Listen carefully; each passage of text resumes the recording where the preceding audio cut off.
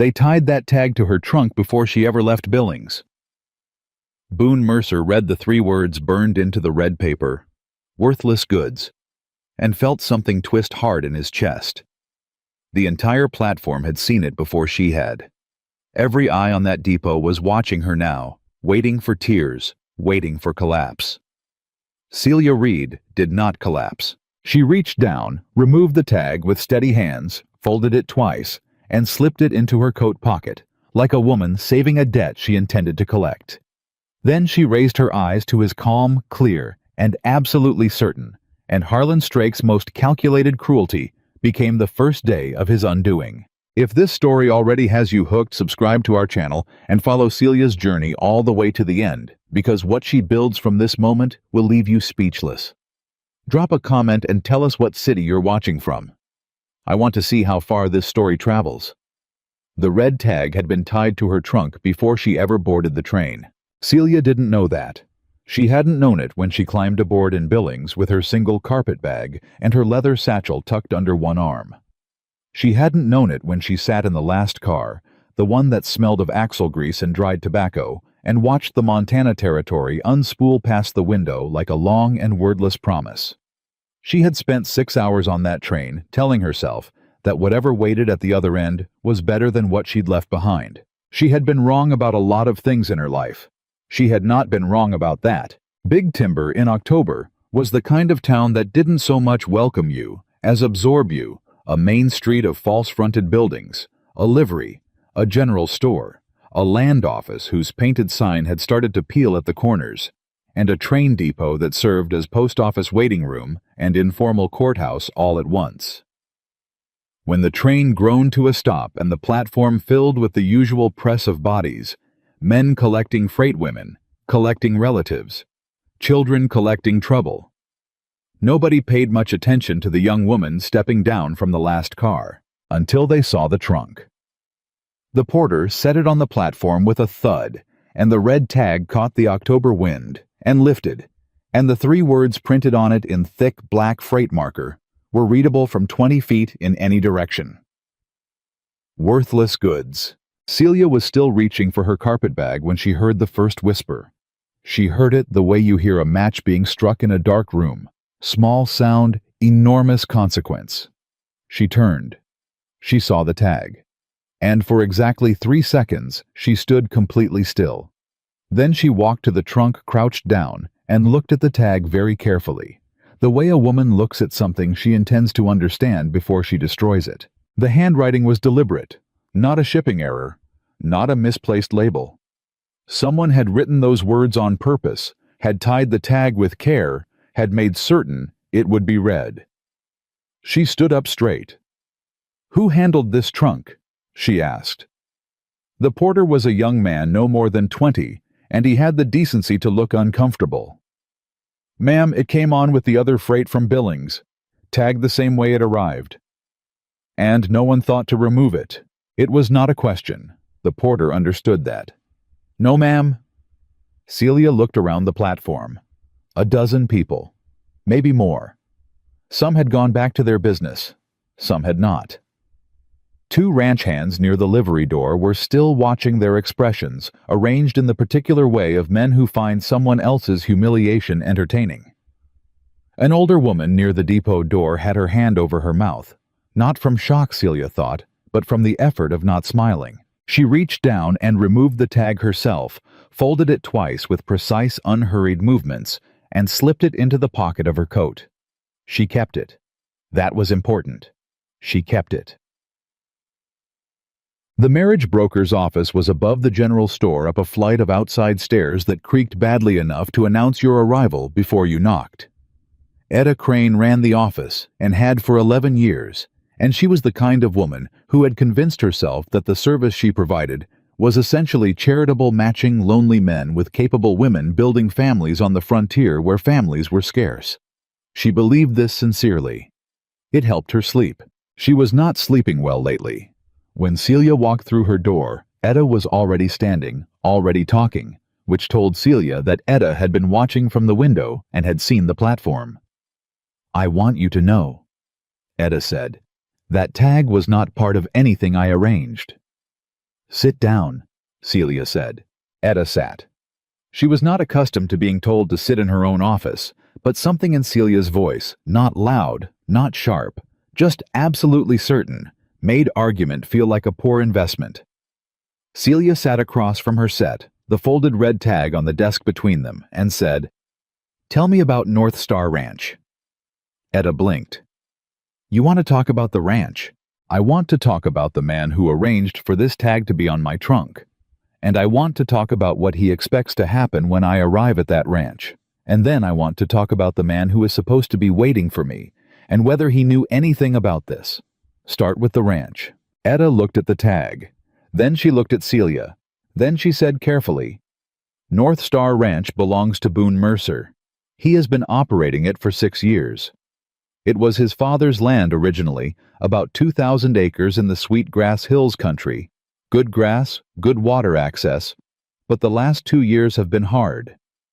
She paused. "Very hard. Debt. Significant debt. The Territorial Bank holds a note that comes due in March. Boone has been trying to restructure, but there are complications."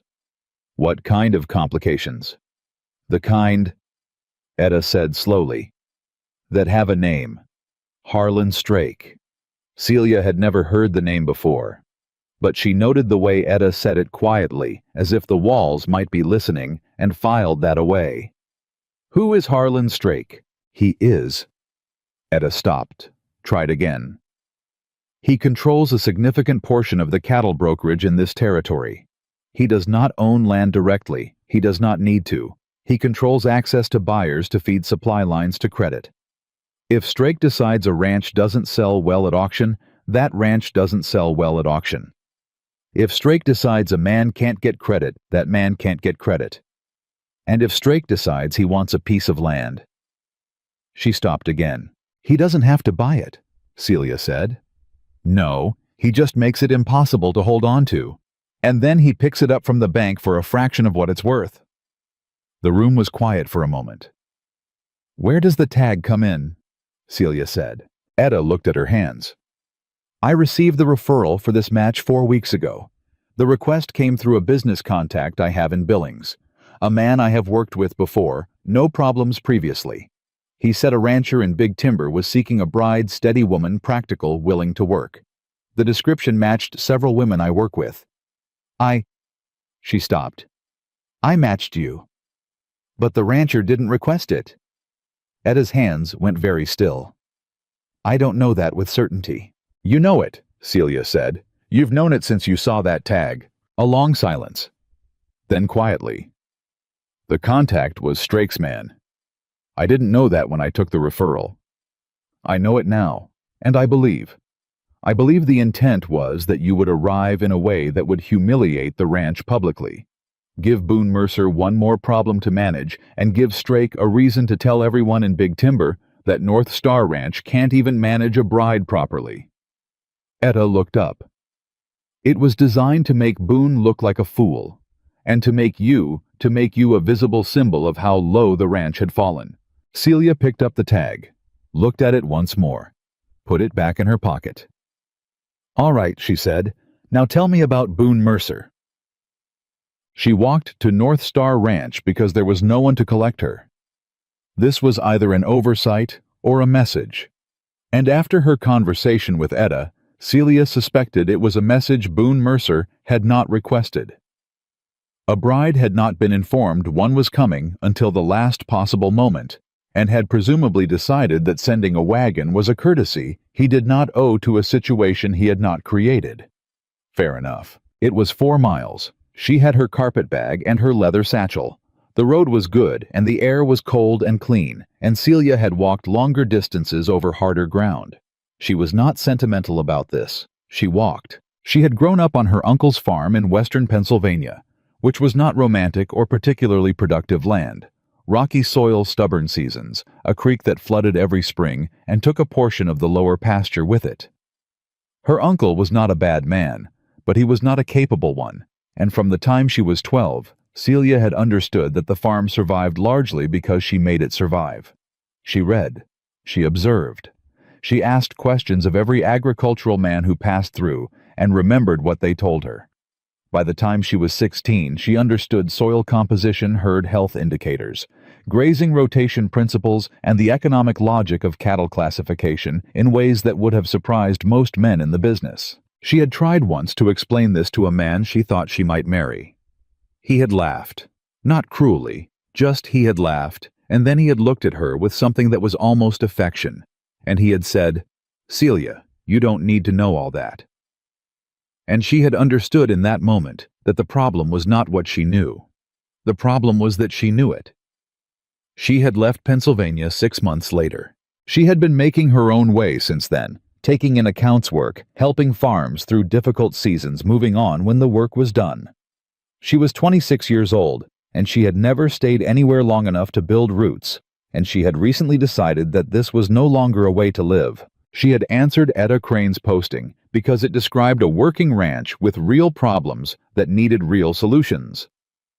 She had answered it because it offered a future that was made, not inherited. She had not answered it because she was looking for rescue. The first sight of North Star Ranch told her that what she had been promised and what she had received were not the same thing.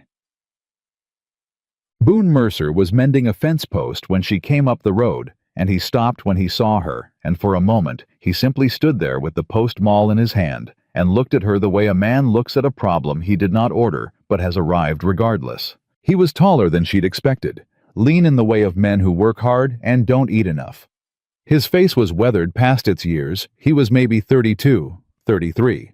But his eyes had the flat, exhausted quality of a man who had been fighting the same battle for too long and had stopped expecting to win.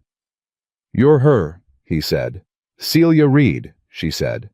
"You're Boone Mercer." "I didn't send for you." "I know." He looked at the carpet bag, then back at her. "Etta wired me this morning. Said there'd been a—" He stopped. "She said there'd been a situation at the station." "There was a tag on my trunk," Celia said. 3 words. "I removed it. If it's relevant to you, I can tell you who put it there." Something shifted in his face. "You know, Etta told me enough. The rest I've been thinking through on the walk out here." She set her carpet bag down in the road, not as a gesture of defeat, more as a gesture of practicality, of settling in for a conversation. "Mr. Mercer, I'm going to say something plainly. You didn't request me. Someone sent me to your address as a form of insult, expecting that my arrival would embarrass you publicly and give you one more problem to manage. I'm not here to create problems. I'm not here to be managed. And I'm not here because I have nowhere else to go." She paused. "I walked 4 miles to this gate because I want to look at a ranch that someone powerful decided wasn't worth saving, and I want to decide for myself whether they're right." Boone looked at her for a long moment. "That's a speech," he said. "That's a statement of intent. You're not what I expected. You didn't expect anything. You didn't send for me." He almost smiled at that. "Almost. I can't offer you much. The house has a spare room. The ranch is—" He stopped, looked out at the land. "The ranch is in trouble, real trouble, and I don't need one more person to look after." "Then it's fortunate," Celia said, "that I'm not planning on being looked after." The spare room was small, clean, and smelled of cedar. She didn't unpack beyond what she needed for the night. She sat on the edge of the bed and looked at the red tag in the lamplight, reading those 2 words again, and then she put it in the pocket of her coat where she'd been keeping it, and she went to sleep. She was up before dawn. Twag. The first man to speak to her at North Star Ranch was Judd Lawson, the ranch foreman, and he did not introduce himself so much as appear in the doorway of the bunkhouse and stare at her with the focused hostility of a man who considers a woman on working land to be a category of problem he has not been trained to solve. Judd was 50-something, thick through the shoulders, with a jaw like a barn door, and hands that had been broken and healed at least twice. He had been foreman at North Star for 3 years, and he ran the operation with a system that was Celia recognized within the first hour of watching it, a system built on habit rather than method. Things were done a certain way because they had always been done that way. Not because the way was good, You planning on working? He said, not looking at her directly. Yes, Celia said. We don't need more hands. I didn't say you needed me. I said I'm working. He looked at her then, took his time about it the way men do when they're deciding whether to be respectful or dismissive and haven't made up their mind yet. Mr. Mercer said you could look around. That's different from working. Let me look around then, Celia said. I won't be in your way. She was in his way within 2 hours, and she knew it, and she didn't stop. What Celia saw in those first 2 hours at North Star Ranch was the kind of picture that experienced eyes can read the way other people read a book quickly, and with an understanding of what the story was building toward. The herd was undersized for the pasture land available, which meant either they'd sold aggressively to service the debt or the herd had been culled poorly, or both. The calves she could see from the fence line were mixed in with the older stock, in a way that made no sense from a health management perspective. Young animals that needed separation and specific feeding were competing with adults in conditions designed for adults. The water source nearest the main grazing area was clean, but the approach to it was badly rutted, which meant the cattle were working harder than they needed to for basic hydration. Over a season, that inefficiency showed up in weight. In weight condition scores, in auction value. There were 3 fence breaks she could spot from where she stood. Not the one Boone had been mending when she arrived, 3 more smaller in places that would push cattle into less optimal grazing areas if they weren't corrected quickly. Judd noticed her looking at the fence breaks and came up alongside her. Wind damage, he said. We'll get to them. When we get to them. Those 3 breaks are pushing your southern herd toward the creek pasture, Celia said. The grass there looks stressed. If they graze it down before it recovers, you'll have a bare zone through winter. Judd stared at her. How long have you been here? 3 hours. And you're telling me my pasture management. I'm telling you what I see. She turned to look at him directly. I'm not telling you you're wrong. I'm telling you that those 3 breaks on that fence line at this time of year have a specific consequence if they're not repaired before the week is out. You can tell me I'm wrong if I'm wrong. He didn't tell her she was wrong. He walked away. But later that afternoon, she saw 2 ranch hands fixing the fence. Boone found her at the cattle pen at dusk, crouched down, looking at a calf that had been separated from the main group, not by anyone's design, she thought, but because the animal was weak and had drifted to the margin of the pen. You should be inside, Boone said. This calf has been separated from the group, Celia said. Not intentionally, I think. Look at the way it's standing, weight shifted to the front, which usually means the hindquarters are compromised. Has anyone looked at it today? Boone looked at the calf. Then he crouched down beside her, which she hadn't expected. Judd said it was just a slow feeder. It might be. Or it might be an early indicator of something that will spread to the group if it's not isolated and treated. Has the herd had any respiratory issues this season? Boone was quiet for a moment. 2 calves lost in September. Judd said it was the weather. Maybe. Or maybe you have something moving through the herd slowly that nobody's tracking, because the losses are spread out enough to look like natural attrition. She looked at him. How many animals did you lose this year total? He said a number. It was higher than it should have been. And last year? He said another number. Also high. His voice had gone flat and careful, the way voices go when people are saying things they've been avoiding saying. Celia stood up. I'm not trying to alarm you, Mr. Mercer. I'm telling you that the number you just gave me is high enough that if it continues at this rate, your viable herd for the March auction will be significantly smaller than what you need to service the banknote. It's not a crisis yet, but it needs to be addressed. You got all that from looking at one calf. I got all that from looking at everything I could see in the last 3 hours, and the calf was the last piece. Boone stood up slowly. He looked out at the herd. Then he looked back at her, and his expression was something she couldn't quite read, not suspicion exactly, but not trust either. Something in between. Why are you doing this? He said. You don't owe me anything. No, she agreed. I don't. So why? She thought about it honestly, which was the only way she knew how to think about things. Because someone decided I was worthless, she said. And they put that on a piece of paper and attached it to my trunk in front of half this town. And the best answer I know how to give to that is to find something worth building and build it well. She picked up her lamp. The calf needs to be isolated tonight. I'll do it if you tell me where to put it. He told her.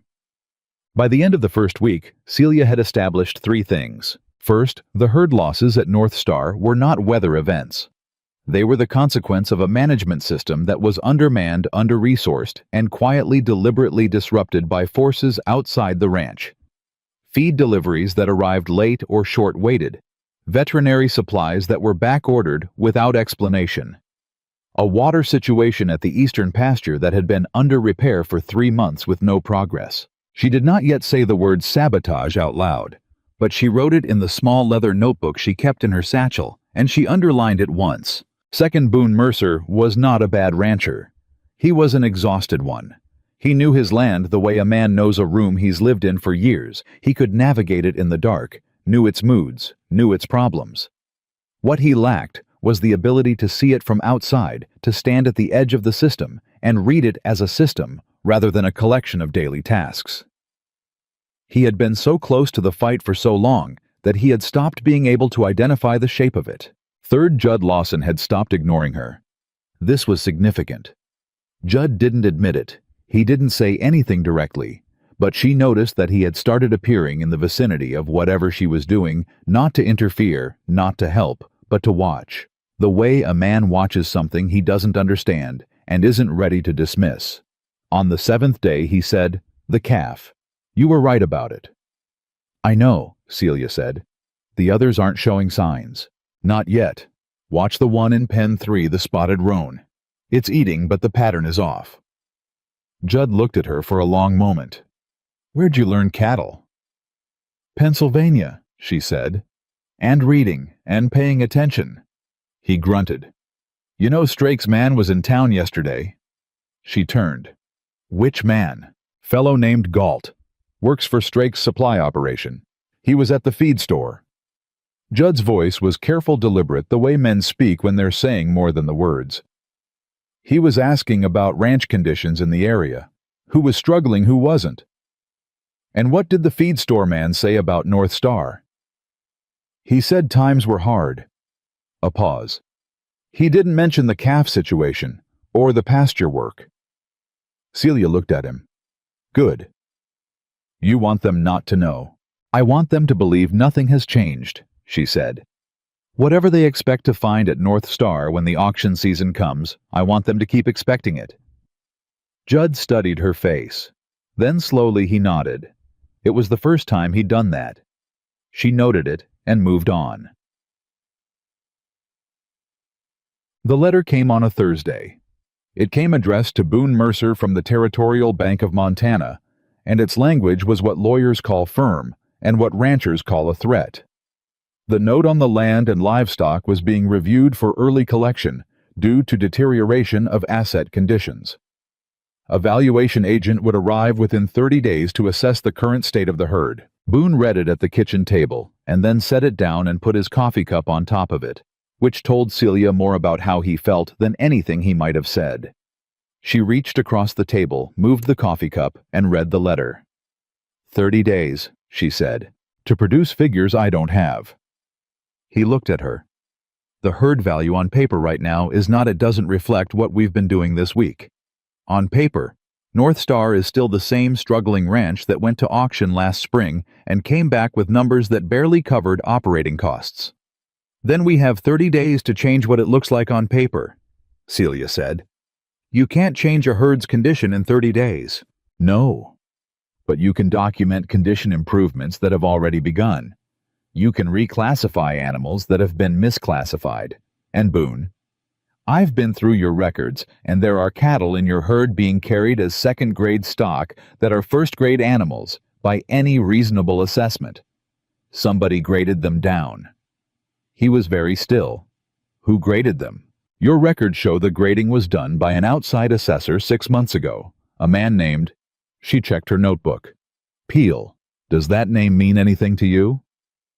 Boone looked like she'd struck him. Peel works for Strake's brokerage. The silence in the kitchen was the particular silence of two people arriving at the same conclusion at the same moment from different directions. He graded your herd down, Celia said quietly, which lowered the valuation, which made the banknote harder to service, which triggered the early review. She set the notebook down. It's a chain. Pull one link and the next one falls. The tag on my trunk was meant to be one more link, public embarrassment, destabilized management, one more thing for you to absorb. And you're the last link they expected to actually push back. Yes, Celia said. She looked at the ladder again. Then she looked at Boone. I need access to all your records, she said. Going back 3 years if you have them. Purchase records, health logs, weight records, auction results, everything. What are you going to do? She thought of the red tag in her coat pocket, thought of the platform at Big Timber Station, and the faces watching, and the station master staring at his boots. I'm going to build a case, she said. That night, long after Boone had gone to sleep and the ranch had gone quiet, Celia sat at the kitchen table with 3 years of ledgers spread around her, and the lamp turned high, and she began to read. The records were imperfect gaps, inconsistencies, the kind of disorder that accumulates when a man is too busy surviving to be meticulous. But patterns were there. She had a gift for reading. Patterns always had the way. Some people have a gift for music or language. Numbers told stories if you knew how to ask them questions. She found the first anomaly at 2 a.m, then the second. By 3, she had found 6, and she was no longer reading carefully. She was hunting, moving through the ledgers with the efficient focus of someone following a trail that has just become visible. The miscategorized cattle were not random. They formed a pattern that began exactly 18 months ago, shortly after Harlan Strake had made a quiet offer to purchase North Star Ranch and been refused. 18 months ago. 6 months after that, the assessor named Peel had arrived and regraded the herd. 4 months after that, the feed delays had begun. 3 months after that, the Eastern Water repair had stalled. And then 2 weeks ago, a marriage broker in Big Timber had received a referral from a man working for Strake's operation asking her to arrange a bride for a rancher who had not asked for one, and to send that bride with a tag designed to destroy whatever dignity the ranch had left. Celia sat back in her chair and looked at what she'd assembled on the kitchen table, notes in her own hand, cross-referenced figures, a timeline that was becoming clearer with every page she turned. It was a system, built with patience and precision, and the complete confidence that nobody on the receiving end would ever see it clearly enough to name it. She reached into her coat pocket and took out the red tag, held it in the lamplight. 3 words. She had a longer list now. She put the tag back in her pocket, turned to a fresh page in her notebook, and kept working. Outside, the Montana Territory was cold and vast and dark. Inside, the lamp burned steady. She was not finished yet, not by a long way, but she had found the beginning of the thread, and she knew with the particular certainty of someone who has spent her whole life being underestimated exactly where she intended to pull. She was still at the table when Boone came down at 5 a.m. He stopped in the doorway and looked at the spread of ledgers, the pages of notes in her hand, the lamp that had been burning all night, and then he looked at her face, which was tired, but not defeated, the face of someone who has found something and is deciding how much to say about it. You didn't sleep, he said. I found something, she said. Sit down. He sat. She poured him coffee from the pot she'd kept warm on the stove, and then she turned her notebook so he could read the timeline she'd built through the night. She didn't explain it all at once. She walked him through it the way you walk someone through a burning building, carefully, one room at a time, making sure they understood each piece before moving to the next. He was quiet through all of it. That was one of the things she'd already begun to notice about Boone Mercer. He didn't interrupt when he was taking something in seriously. The talking came after. The silence was the thinking. When she finished, he sat back and looked at the ceiling for a moment. 18 months, he said. Starting approximately 3 weeks after you refused his offer on the ranch. I didn't just refuse it. I told him the land wasn't for sale at any price and he should stop asking. A pause. I wasn't polite about it.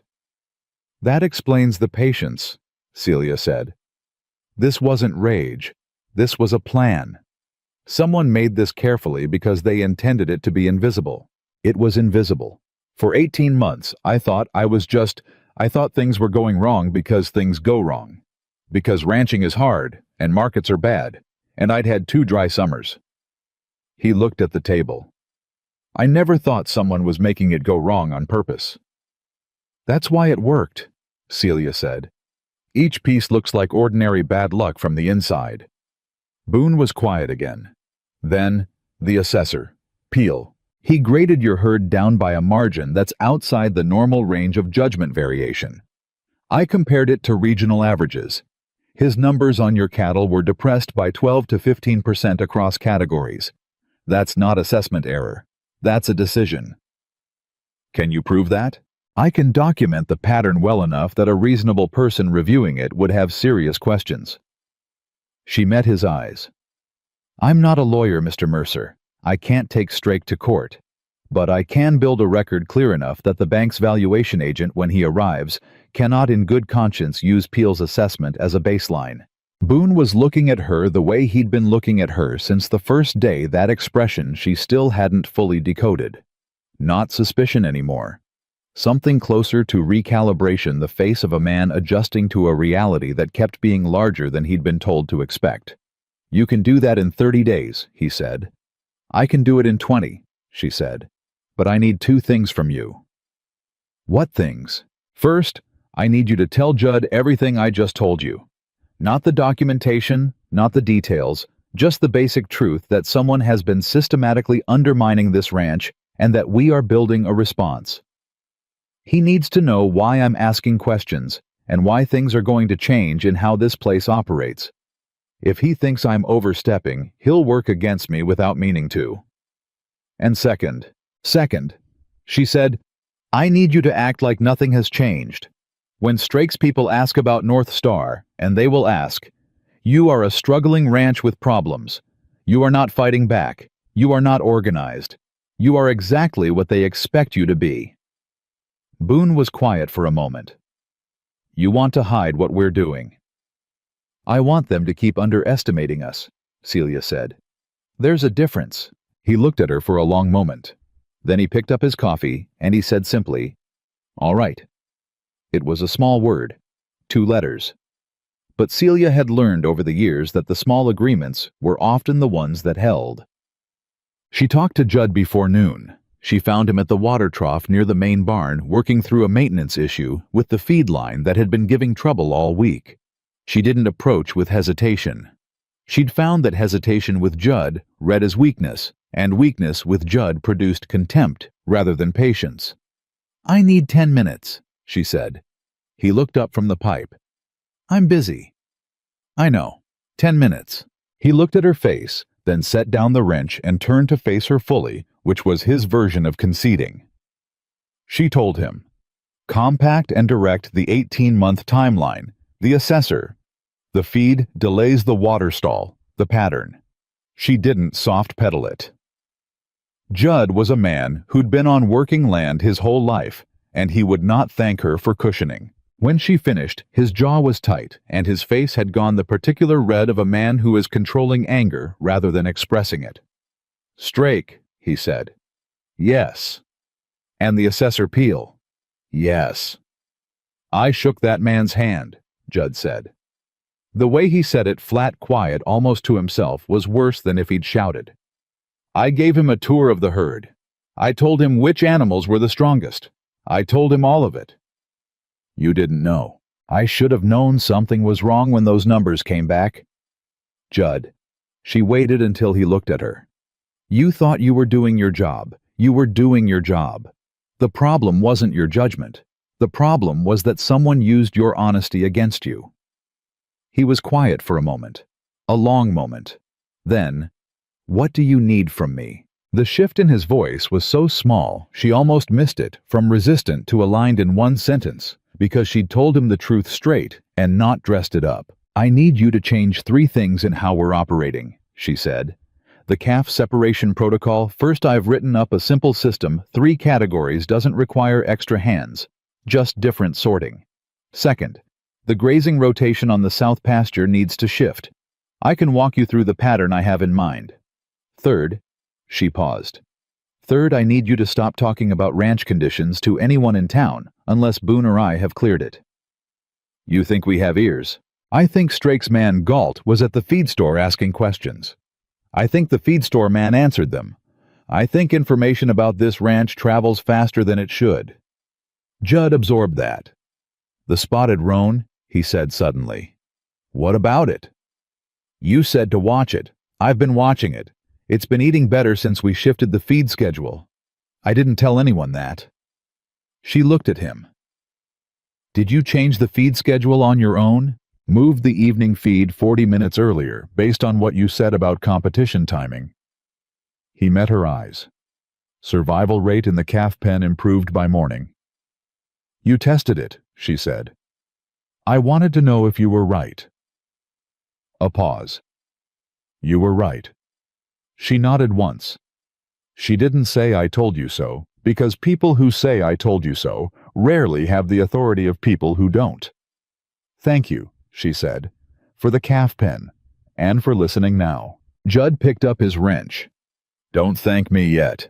Thank me when we get through the bank inspection with our numbers intact. He paused without looking up. But for what it's worth, I don't think Strake knew what he was sending here. No, Celia agreed. He didn't. John, the next 2 weeks moved with the particular velocity of work that has finally found its direction. Celia was up before the ranch every morning and the last to finish every night. She had reorganized her understanding of North Star Ranch the way you reorganize a room that's been cluttered so long nobody can find anything, not by throwing things out, but by understanding what each thing was actually for. The calf separation protocol she and Judd implemented in the first 3 days produced visible results within a week. Animals that had been absorbing resources without gaining weight competing with larger stock, losing the competition, quietly getting classified as poor performers, were now in appropriate conditions. They began gaining. Not dramatically. Not in the way of a story where everything turns around overnight. But steadily, measurably, in the way that matters on paper when a bank agent comes to look. She reclassified 14 animals in the herd that Peel's assessment had graded as second tier, documenting the basis for each reclassification with the weight records, the health logs, and her own observations written out in the methodical shorthand she'd developed over years of this kind of work. She was not inflating numbers. She was correcting a depression. The difference mattered legally, ethically, and practically. She rebuilt the eastern pasture water access. Not alone, she organized 2 ranch hands and spent one long afternoon with them working through a drainage correction that had apparently been considered impossible for 3 months. It was not impossible. It was a 2-hour job if you approached it from the right angle, which Celia had worked out the night before with a sketch and a grasp of basic water flow physics that she'd gotten from a farming manual she'd read at 17. Judd stood and watched her explain it to the ranch hands. Then he watched them do it. Then, when it was done, he said, 3 months, in a tone that was directed at no one in particular. They were waiting for someone to tell them how, Celia said. Nobody told them. No. He shook his head once, disgusted, not at her, at the waste of it. 3 months of livestock working harder than they should have for water, 3 months of condition loss built into every animal in the eastern section, because nobody had solved a 2-hour problem. That was what sabotage looked like from the inside, she was learning. It didn't look like vandalism. It looked like delay. It looked like the problem that was always about to be addressed, but never quite got there. It looked like ordinary friction multiplied. John, on the 13th day, Harlan Strake came to North Star Ranch. Celia was at the cattle pen when she heard the wagon on the road. She didn't know who it was yet, but she noted that it was moving with the deliberate ease of someone who was not hurrying. Someone who expected to be received, not someone arriving with news. Boone came out to meet the wagon. Celia stayed where she was at the fence and watched from a distance she had calibrated carefully close enough to observe far enough that an introduction would require someone to deliberately bring her into the conversation. She had asked Boone to describe Strake to her the night before, and he had. She recognized him now from the description, heavy through the chest. Good coat hat that cost more than most men in this territory, spent on a month of supplies. He had the posture of a man who has never in his adult life needed to wonder whether he'd be taken seriously. She watched Strake step down from the wagon and extend a hand to Boone with the easy warmth of a man performing friendship for an audience of one. "Boone," she heard him say, "haven't seen you in a while. Thought I'd come out see how the place is holding up." "Holding," Boone said. His voice was flat, controlled. He shook the hand. "Good. Good." Strake looked around, and then his eyes found Celia at the fence, and he paused just for a fraction of a second, which she noted. "I heard you had company." "Word travels," Boone said. "Small territory." Strake's voice had a quality she recognized immediately. The warmth was surface like lacquer on wood. Everything underneath it was a calculation. "That the woman who came in on the Billings train a couple weeks back. Her name is Celia Reed." "Interesting situation," Strake said. "I heard there was some confusion about the arrangements." "There was some confusion," Boone agreed. Celia set down the bucket she'd been holding and walked toward them. Not quickly, not as if she'd been summoned, as if she'd simply decided to. "Mr. Strake," she said. He turned with an expression that was perfectly friendly and gave nothing away. "Miss Reed, Boone was just telling me your name." "You already knew my name," she said pleasantly. A very small pause, then the smile again undented. "I may have heard it mentioned. From the man who arranged my travel from Billings, perhaps." She watched his face. "Or from Etta Crane, who I imagine has been in contact with your office." Strake looked at her for a moment, really looked at her for the first time, with the attention of a man recalibrating a situation. Then he laughed. It was a good laugh. Practiced and warm and designed to make the person who'd made the observation feel like they'd been charming rather than pointed. "You're direct," he said. "I appreciate that." "I find it saves time," Celia said.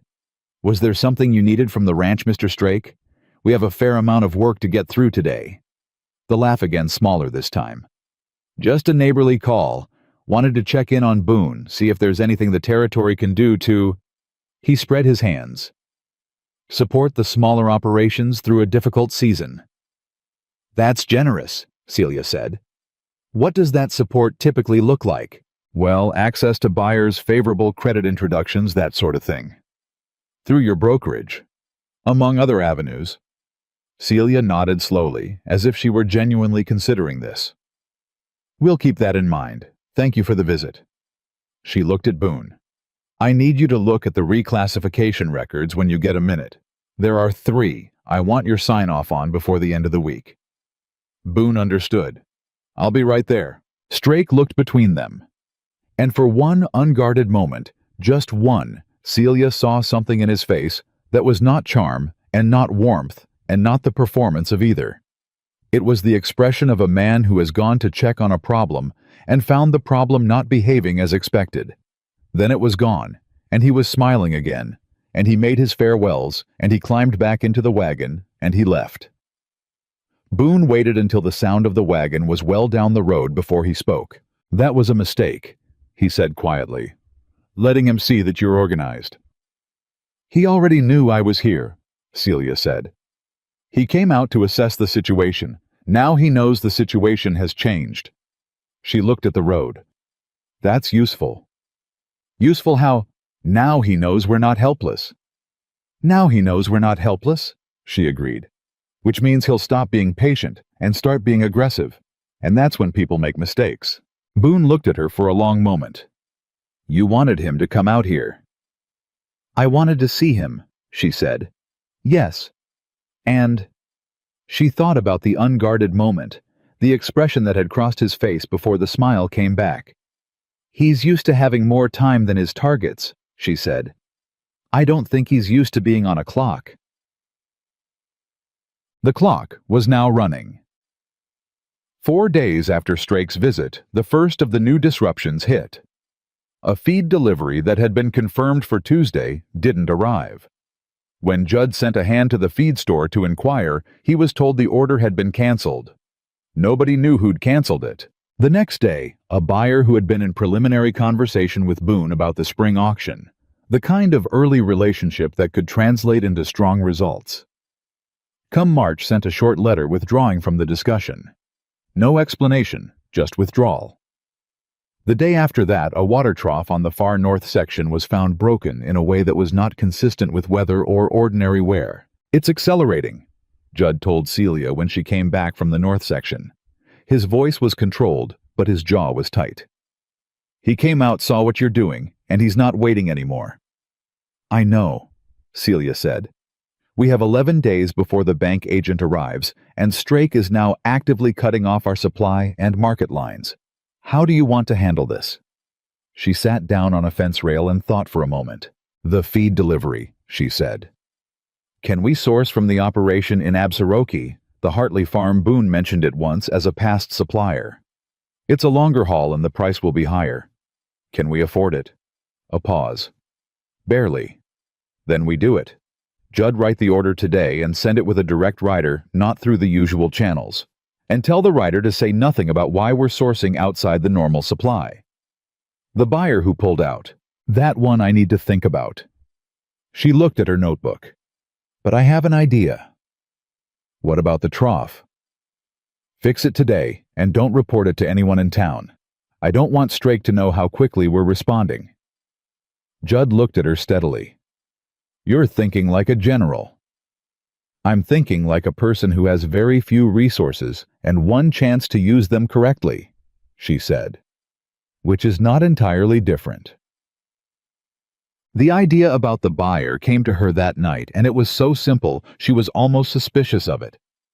The buyer, who had withdrawn his name, was Caldwell, a cattle broker out of Livingston, had pulled out without explanation. Strake's influence clearly. But Caldwell was a broker, which meant Caldwell's income depended on good cattle at good prices. Strake could pressure a broker not to deal with North Star. He could not make a broker blind to value. If the cattle at North Star were demonstrably, verifiably, undeniably of higher quality than the market currently believed them to be. If there was evidence a broker could hold in his hands and take to his own clients, then Strake's leverage became a recommendation to leave money on the table. Brokers did not like leaving money on the table. She wrote Caldwell a letter that night. Not pleading, not explaining the Strake situation that would read as desperation. She simply invited him to send a representative to North Star Ranch at his convenience to conduct an independent assessment of the current herd with complete access to all records. She described in precise professional language the reclassification work she had done and the resulting adjusted valuations, and she invited his professional evaluation of those adjustments. She signed it, C. Reed Ranch Operations, North Star Ranch, and she sealed it and gave it to Boone in the morning. He read it. Then he looked at her. "You're not signing it as the bride who arrived with a freight tag on her trunk, no." She looked at him steadily. "I'm signing it as the person responsible for the operational assessment of this herd. Is that inaccurate?" He held her gaze for a moment. "No, it's not inaccurate." "Then send the letter." The bank agent arrived on day 28. His name was Farwell, and he was a precise, unhurried man from Helena who carried a leather case and wore an expression of professional neutrality that Celia recognized as genuine. He was not there to favor or disfavor North Star Ranch. He was there to find out what was true. That was exactly what she wanted. She had the records ready. 3 years of documentation organized chronologically and cross-referenced by category, with her reclassification work flagged separately and clearly distinguished from the original assessment. She had written a 2-page summary that walked through the methodology of the reclassification, the basis for each adjustment, and the documented improvements in herd health metrics over the past 28 days. She handed it to Farwell before he asked for anything which she had calculated would be more reassuring than waiting. He looked at it. Then he looked at her. "You prepared this?" "I did." You're... He glanced at Boone, then back. You're the ranch manager.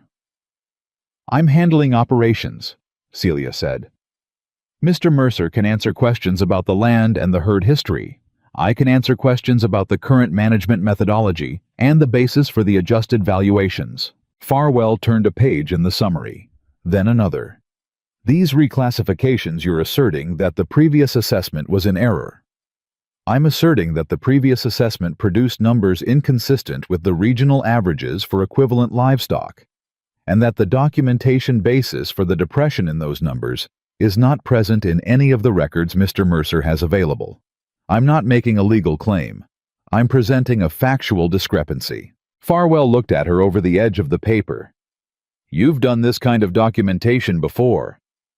In various forms, on various operations. He looked at the paper again. This is thorough, he said, and she could tell from his tone that thorough was not a word he used carelessly. Thank you, she said. He spent 4 hours at the ranch. He walked the herd. He reviewed the records. He asked Judd questions about operational changes, and Judd answered them directly and accurately, which Celia had prepared him for by telling him simply to tell the truth, because the truth at this point was working in their favor. When Farwell left, he said he would have a revised assessment to the bank within 10 days, and that the early collection review would be suspended pending that assessment. Boone shook his hand and said thank you, and when the wagon was gone, he turned and looked at Celia and didn't say anything for a moment. Judd was standing a few feet away. He said quietly, 10 days. 10 days. Celia agreed. And if Caldwell's representative comes before that, then we have 2 independent assessments both saying the same thing, Celia said. And Strake has spent 2 weeks disrupting a ranch that the territory's financial institutions and buyers are about to discover is in better shape than anyone believed. Judd was quiet. Then, you set all of that up on purpose. I set up what I could with what I had, she said. Judd, go fix the north section trough. I want it documented as repaired before the end of the day. He went. Boone was still watching her. You're not done, he said. No, she said. What else? She looked at the road Farwell's wagon had taken back toward town, and she thought about Harlan Strake's face in that unguarded moment, the fraction of a second, when the calculation showed through the charm. Strake will know the bank assessment went well, she said. His people will find out. And when he finds out, he's going to do something bigger than canceled feed orders and broken troughs. She turned and looked at Boone directly. He's going to go after the auction, the spring market. That's the one that matters, that's where the real money is, and that's where he has the most influence. That's 2 months away. Then we have 2 months to get ready. Ready how? She thought of the letter she'd sent to Caldwell, thought of the 14 reclassified animals gaining weight steadily in their proper conditions, thought of the southern pasture recovering under the rotated grazing schedule, thought of Judd, who had stopped watching her from a distance and started standing beside her. We build something he can't tear down, she said. We build it in public where everyone can see it. And we build it from the ground up with real numbers and real cattle and a real record of what this ranch is capable of. Boone was quiet for a moment. You know, he said slowly, when I saw you on that road 14 days ago, carrying your bag 4 miles because I didn't send a wagon. You didn't owe me a wagon. No, but I should have sent one. He paused. I didn't know what you were. I thought you were one more thing I was going to have to manage. Most people do, Celia said. They're wrong. Yes, she said. They are. She turned and went back to the cattle pen, where there was still work to do, because there was always still work to do, and the doing of it, steady, methodical, accumulative, was the only argument she had ever trusted. Not words, not charm, not the performance of capability, the real thing, built one day at a time. And outside the north section she could hear Judd working on the trough, and from the barn she could hear the sounds of the reclassified herd eating on schedule, gaining weight in the quiet and patient way of creatures being given conditions designed for them to succeed. The ranch was not saved yet, Not even close. But it was no longer falling. Caldwell's representative arrived on a Thursday 11 days after Celia had sent the letter. His name was Moss, a compact, careful man who worked for the Livingston brokerage and had the manner of someone who had been fooled by optimistic ranch owners enough times that he now treated every claim with the same flat skepticism until the numbers proved otherwise. He introduced himself to Boone at the gate, shook hands, said very little, and then looked past Boone's shoulder to where Celia was standing with the record books under her arm. "You're Reed," he said. "I wrote the letter," she confirmed. "I figured." He looked at the records under her arm. "Those the documentation you mentioned?" "Yes. Do you want to start with the records or the herd?" He looked at her for a moment, recalibrating the situation the way Farwell had the slight adjustment that men made when they arrived expecting one kind of conversation and found another. "Records first," he said. "Then the herd." They sat at the kitchen table for 2 hours. Moss and Celia with Boone at the far end drinking coffee and saying almost nothing, because Celia had told him the night before that the most useful thing he could do during this meeting was let the numbers speak and not try to help them. The numbers were better than anything either of them could say about the numbers. Moss went through the documentation methodically. He asked precise questions. Celia gave precise answers.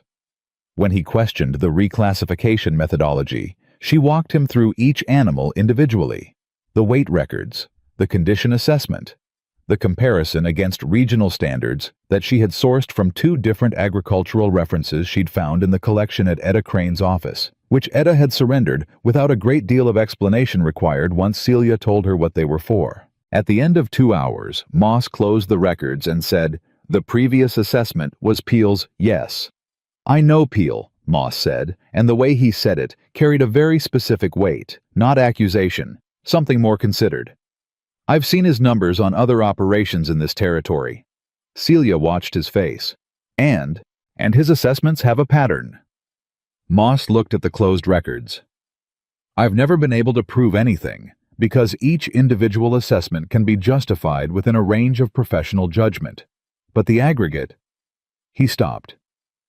"This isn't the first time I've seen his numbers on a ranch that was subsequently sold under pressure."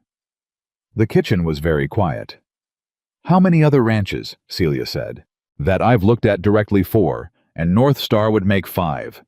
He paused. "If what you're telling me about the systematic disruptions is accurate."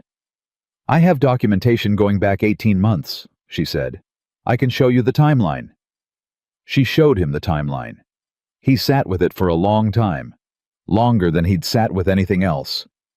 Then he said, "You built all of this in less than a month." "I built what the records supported," she said. "The records were already there. I just read them correctly." Moss looked at her with an expression she recognized, not quite respect yet, but its predecessor. The stage just before where a person understands they are dealing with someone they had not accounted for. "I'm going to be direct with you, Miss Reed. Please." Caldwell pulled from the North Star conversation because Strake's man made it clear there would be consequences for engaging with this ranch. That's how it works. Strake doesn't threaten directly. He just makes the consequences of association quietly obvious. He paused. "But what you've put together here changes the calculation. Because if I take this back to Caldwell, and Caldwell takes it to his clients, and those clients have access to a herd that's been systematically undervalued by a compromised assessor." He stopped. "Let the logic complete itself. Then the value proposition becomes clear regardless of Strake's preferences," Celia said. "Strake's influence is based on controlling access to information," Moss said, "about which ranches are viable, which aren't, which cattle are worth buying, which aren't. His whole system depends on his word being more credible than anyone else's. And if a competing record exists," Celia said, "that's independently verifiable. His word stops being the only word." Moss picked up his hat from the table. "I need to walk the herd." She took him to the herd. Judd was there when they came out to the cattle pen, positioned with the particular casualness of a man who had arranged to be somewhere by design. He fell in alongside Moss without being invited, which Celia had expected, and when Moss began examining the reclassified animals, Judd answered his questions with the directness of a man who had spent 30 years learning cattle and was not intimidated by a broker from Livingston. "This one," Moss said, stopping at a steer that had been one of Celia's reclassifications. This was graded second tier in the Peel assessment. "That's what the paper said," Judd told him. "But look at the shoulders on that animal. Look at the depth through the chest. Any man who grades that steer second tier is either blind or lying." "Which do you think Peel was?" Judd met Moss's eyes. "I think Peel knew exactly what he was looking at." Moss made a note. He examined 6 more animals with the same careful attention. He asked Judd about water access, about the health incidents from September. Judd answered all of it, and at one point, when Moss asked about the condition improvement over the past month, Judd said, "The management changes started 4 weeks ago. We reorganized the calf separation, fixed the eastern water access, shifted the grazing rotation on the south pasture. The improvement you're looking at is real, and it's documented, and it happened in 30 days, because the right system was finally applied." Moss looked at him. "Whose system?" Judd didn't hesitate. "Hers," he said, and he said it with a simplicity that was more convincing than any elaboration could have been. Moss looked at Celia. Celia looked back. "All right," Moss said. He closed his notebook. "I'll take this to Caldwell." That evening, after Moss had gone and the ranch had settled into its night sounds, Boone found Celia at the kitchen table again, not working this time, just sitting with a cup of tea that had gone cold, looking at something he couldn't see. "You think he'll come back?" Boone asked. "Caldwell, I think Moss will give him enough to work with. Whether Caldwell has the nerve to act on it against Strake's wishes, that I don't know." She looked at her cup. "But it's one more thing Strake doesn't control." Boone sat across from her. He'd been doing this more lately, sitting being present without agenda. She'd noticed it without remarking on it, the same way she'd noticed a lot of things about Boone Mercer in 30 days, the way he checked the herd first thing every morning before he did anything else, not because he was scheduled to, but because he needed to see them. The way he thanked the ranch hands by name at the end of a hard day. The way he'd absorbed everything she'd told him about the sabotage without once, not once directing the anger at her, even though she was the one delivering the information. "Can I ask you something?" he said. "Yes?" "Why haven't you left?" She looked at him. "What do you mean?" "You could have left 4 weeks ago. You came here, you saw what the situation was. You had every reason to. This isn't what you were told you were coming to. The ranch is in debt. Strake is working against us, and for the first 2 weeks you were here, the entire territory thought of you as—" He stopped. "As worthless goods," she said. "Yeah," he said it quietly. "So why are you still here?" Celia thought about it honestly. "Because leaving would have meant accepting that the tag was accurate," she said at last. "And I don't accept that." "That's the only reason." She looked at him for a moment. He was watching her with that expression again, the one that had started as recalibration and had gradually become something she was less certain how to name. "No," she said. "It's not the only reason." She picked up her cold tea, found it was cold, and set it down again. "The ranch is real. The problem is real. What I'm building here is the most—" She stopped, started again. "I've spent years fixing things for other people and then leaving before I could see whether the fix held. I'm tired of not seeing whether it holds." Boone was quiet for a moment. Then, "I should have sent a wagon." "You didn't owe me a wagon." "I didn't know you then. I owe you one now." She almost smiled. "Then send one when I need it." The second major disruption came 6 days later and was more severe than anything Strake had attempted before. It came through the bank, not Farwell. Farwell had done his job straight, and his revised assessment had suspended the early collection review as promised. This came from above Farwell, from the bank's regional director in Helena, in the form of a letter addressed to Boone Mercer, informing him that his credit line for spring operating costs money he needed for the auction. Preparation for the feed costs through winter, for the basic operating expenses of running a cattle operation, was being suspended pending a review of risk exposure. No specific reason given, just risk exposure. Boone read it at the table, and this time he didn't put anything on top of it. He set it down flat and looked at it, and his face went the careful, controlled blank of a man who is working very hard not to show what he's feeling. Celia read it. She had been expecting something like this, not this exact form, but something at this level. Strake had seen that the herd valuation approach wasn't working. He'd seen that his supply disruptions were being routed around. He'd seen a representative from a Livingston brokerage walking his target's cattle pen with a notebook. The next level was money itself. "How much is the credit line worth?" she said. Boone told her. It was significant. Without it, the gap between their operating costs and their available cash became a problem that the spring auction alone could not solve in time. "Who is the regional director?" she said. "The one who signed this." "Man named Aldrich, based in Helena." Boone's voice was even but tight. "I've dealt with him once when the original note was structured. He runs a clean operation. I didn't think he was Strake's." "He may not be," Celia said carefully. "Strake doesn't need people to be his. He just needs them to make decisions that serve his interests.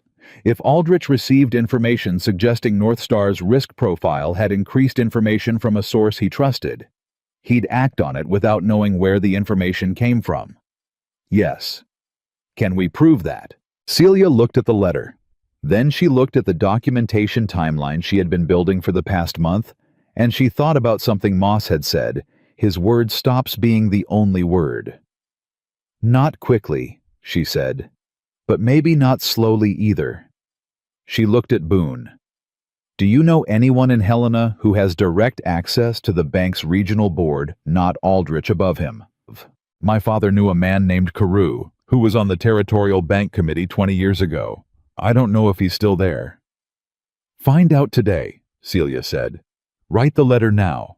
Not asking for anything, just re-establishing contact saying your father spoke highly of him. We may need a door in Helena, and we need to know if that door exists before we need to walk through it." Boone looked at her for a second. Then he stood up and went to get paper. He didn't ask her to justify the instruction. He just went. That mattered to her more than she let herself show. Judd heard about the credit suspension by the end of the afternoon small territory, as Strake had said, and word moved efficiently in both directions. He came to find Celia at the south pasture where she was walking the grazing rotation and noting the improvement in the grass coverage, and he walked with her and said nothing for a long moment. Then, "He's going after the operating money." "Yes." "That's a harder hit than the feed supply." "Yes." "Can we absorb it?" Celia kept walking. "If the Caldwell connection comes through before winter costs peak, we can potentially offset some of the credit gap with an advance arrangement on the spring auction. It's not standard, but Moss seemed like a man who understood non-standard situations when the underlying value supported them. And if it doesn't come through, then we have a different conversation." She stopped walking, turned to look at him. "Judd, I want to ask you something, and I want you to answer me straight." "I generally do." "The ranch hands, the ones who've been here longer than 2 years, how many of them are steady? How many would stay if pay was delayed through the back half of winter?" Judd was quiet for a moment.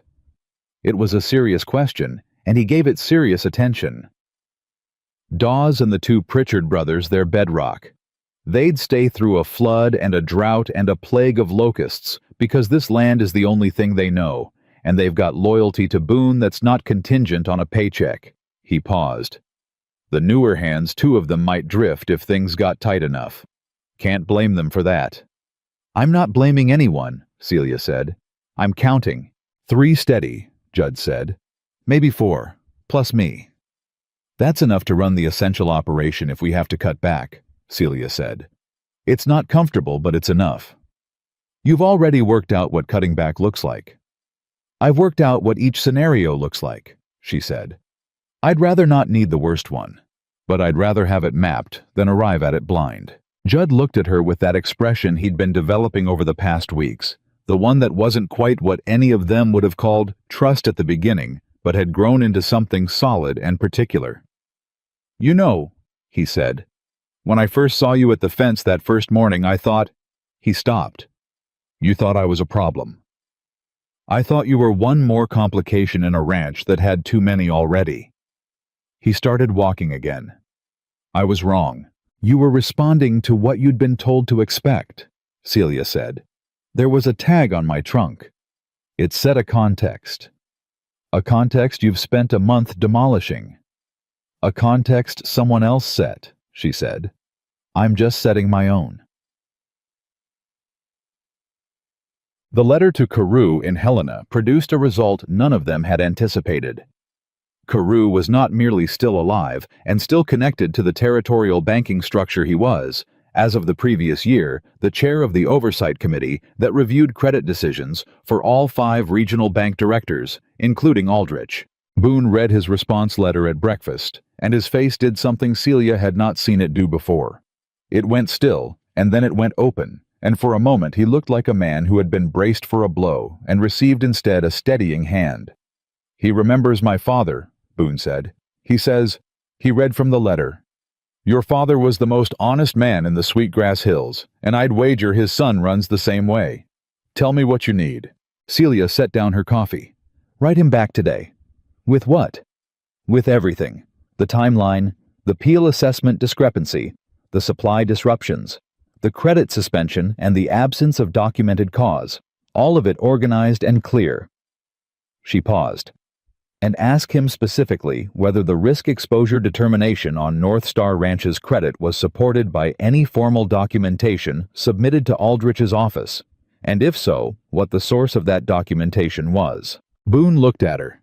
"You think Strake submitted something to Aldrich?" "Strake, or someone acting for him," she said. The credit suspension came too fast after Moss's visit to be coincidence. Someone moved quickly, which means someone had a prepared document ready to submit, which means the documentation exists somewhere, and if Carew can identify it, we can challenge its accuracy. "Celia." Boone's voice was careful. "If we go after Strake's documentation directly through the bank committee, he'll know we're not just defending. He'll know we're building a case against him." "He already suspects it," she said. "He came out here and looked at us, Boone. He knows we're not sitting still. The question is whether he believes we have the reach to actually threaten him." "Do we?" She thought about Carew's letter. She thought about Moss and his notebook.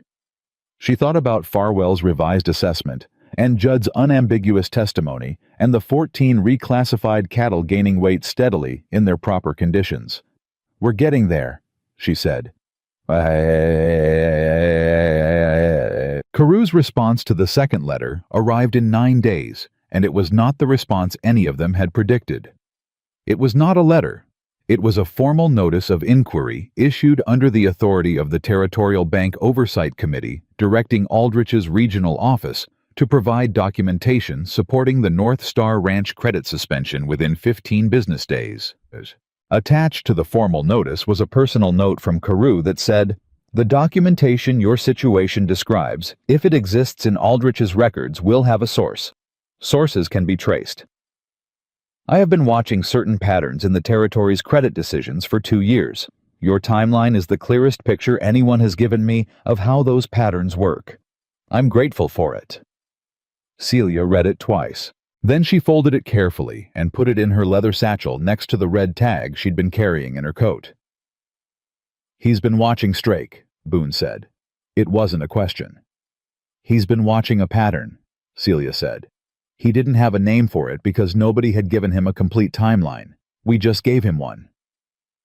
Judd, who had been standing in the doorway, said, "Strake is going to find out about the inquiry." "Yes," Celia said. "Within days, probably." "And when he does." She thought about what came next. Strake was a patient man. She had understood that from the moment she'd seen the 18-month timeline laid out on the kitchen table. But patience had its limits, and those limits were defined by threat level.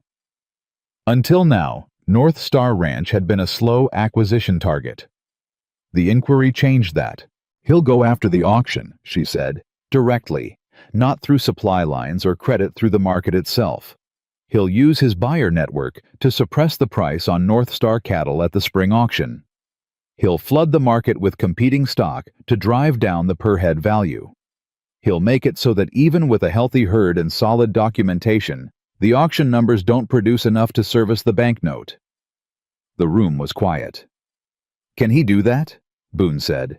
"He controls a significant portion of buyer access in this territory. If he tells his affiliated buyers to pass on North Star stock, or to bid low, the price falls, regardless of the quality." She looked at him. "He can do it. The question is whether we can make it not matter."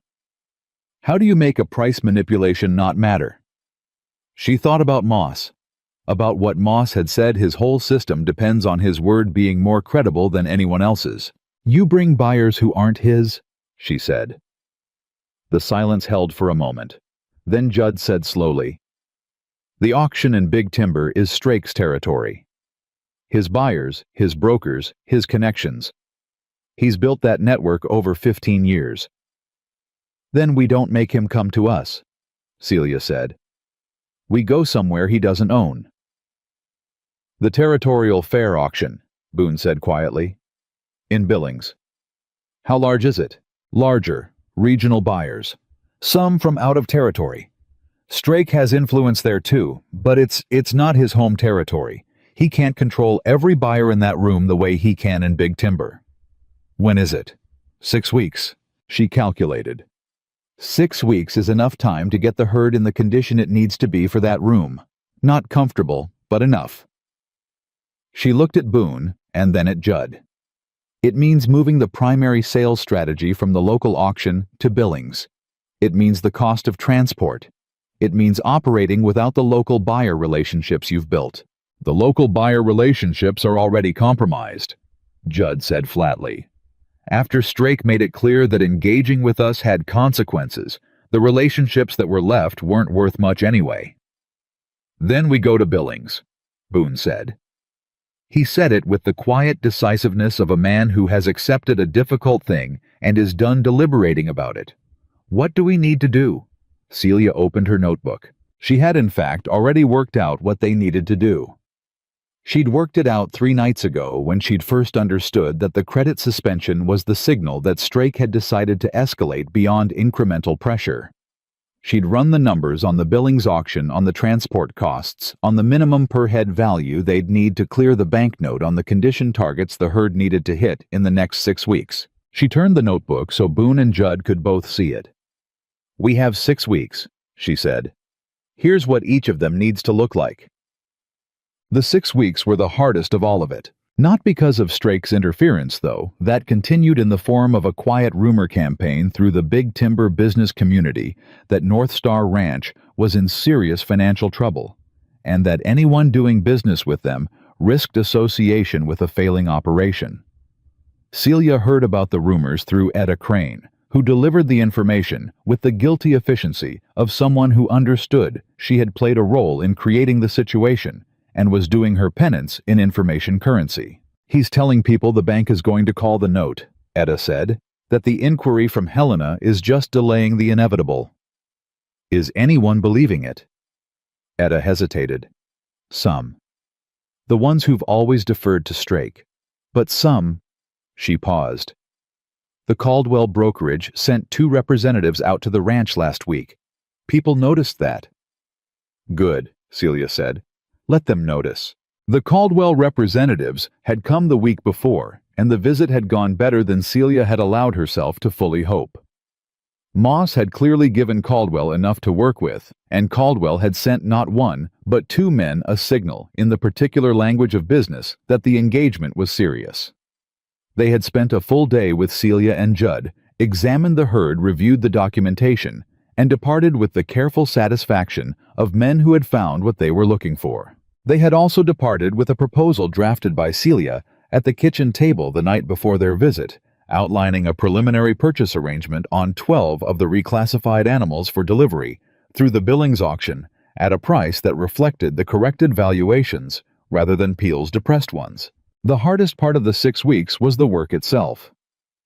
The herd preparation for a major regional auction was not a thing done lightly, and doing it with a reduced operating budget, a credit line under suspension, and 2 ranch hands who were beginning to show the strain of a long, difficult season required a level of sustained daily management that left Celia's notebook full and her sleep short. She didn't complain about it. Not once, not to anyone. She had noticed early in her time at North Star that complaining about difficulty was a form of announcing it, and she had no interest in announcing it. Judd noticed anyway. "You need to sleep more," he told her one evening about 3 weeks out from the auction. "I'll sleep after Billings." "You'll be useless in Billings if you run yourself flat before you get there." She looked at him. "Are you giving me management advice?" "I'm giving you common sense, which you seem to have in abundance about everything except yourself." He crossed his arms. "Delegate the morning check to Dawes. He knows the protocol now. You taught it to him." She had taught it to him. Dawes was reliable and careful and had absorbed the calf separation and condition monitoring protocols with the quiet dedication of a man who had always known how to do the work correctly and had simply never been given a correct system to work within. She delegated the morning check to Dawes. She slept an extra hour. She didn't tell Judd he was right. But the next morning, she did bring him coffee without being asked, and he accepted it without comment. And the exchange functioned as the apology and the acknowledgement, both. The news from Helena came 22 days before the Billings auction. It arrived not as a letter, but as a wire, which meant it was urgent, which meant that someone in the Territorial Bank oversight system had determined that speed mattered. The wire was addressed to Boone and came through the Big Timber Telegraph Office, and the man who operated the telegraph office was not a gossip by nature, but was a human being by nature. And by the time Boone had read it, the fact that a wire had arrived at North Star Ranch from the Helena Banking Authority was already moving through town. The wire said, "Documentation submitted to Regional Director Aldrich, supporting credit suspension of North Star Ranch, found to originate from Strake Cattle Brokerage. Inquiry expanded. Credit suspension order under review for procedural validity." Boone read it standing at the telegraph counter and didn't say anything for a moment. Then he folded the wire and thanked the telegraph man and walked out. He brought it to Celia. She read it. Then she read it again. "He submitted it himself," Boone said. "The documentation. He submitted it directly to Aldrich." "Which means there's a paper record," Celia said, "with his name on it. Or his brokerage's name, which is the same thing. Carew found it." "Carew found it," she confirmed. They looked at each other. Outside the Montana Territory was doing what it did in November, cold and clear and enormous, indifferent to the particular dramas of the humans working through it. "Strake is going to find out about this wire," Boone said. "He probably already knows." "Then the auction?" "The auction just became more important to him," Celia said. "Not less. If the bank inquiry is moving forward, the only play he has left is to make sure North Star doesn't produce the auction numbers to service the note. If the note isn't serviced, the bank calls it regardless of the inquiry. He loses on the systemic fraud question, but he still gets the land. So he'll hit us in Billings." "He'll try." She looked at the wire one more time, then set it on the table. "But we're not going into that auction room blind. We're going in with Caldwell's people, with Carew's oversight behind us, with a documented herd reclassification and 6 weeks of verified condition improvement." She met his eyes. "And we're going in knowing exactly what he's going to try, which is the one advantage he has never given us before." Boone was quiet for a moment. "You're not afraid," he said. It wasn't quite a question. "I'm afraid," she said. "I'm afraid every day, but it doesn't change what needs to be done." He looked at her with an expression that had finally, somewhere in the past several weeks, become something she could name. It wasn't just recalibration anymore. It wasn't just respect. It was the particular look of a person who has stopped being surprised and started being something else. Something quieter and more serious. She looked away first. Not because she was retreating from it, because there was still work to do, and she had learned a long time ago that some things needed to wait until the work was finished. 22 days, she said. 22 days, he agreed. She picked up her notebook and went back to work.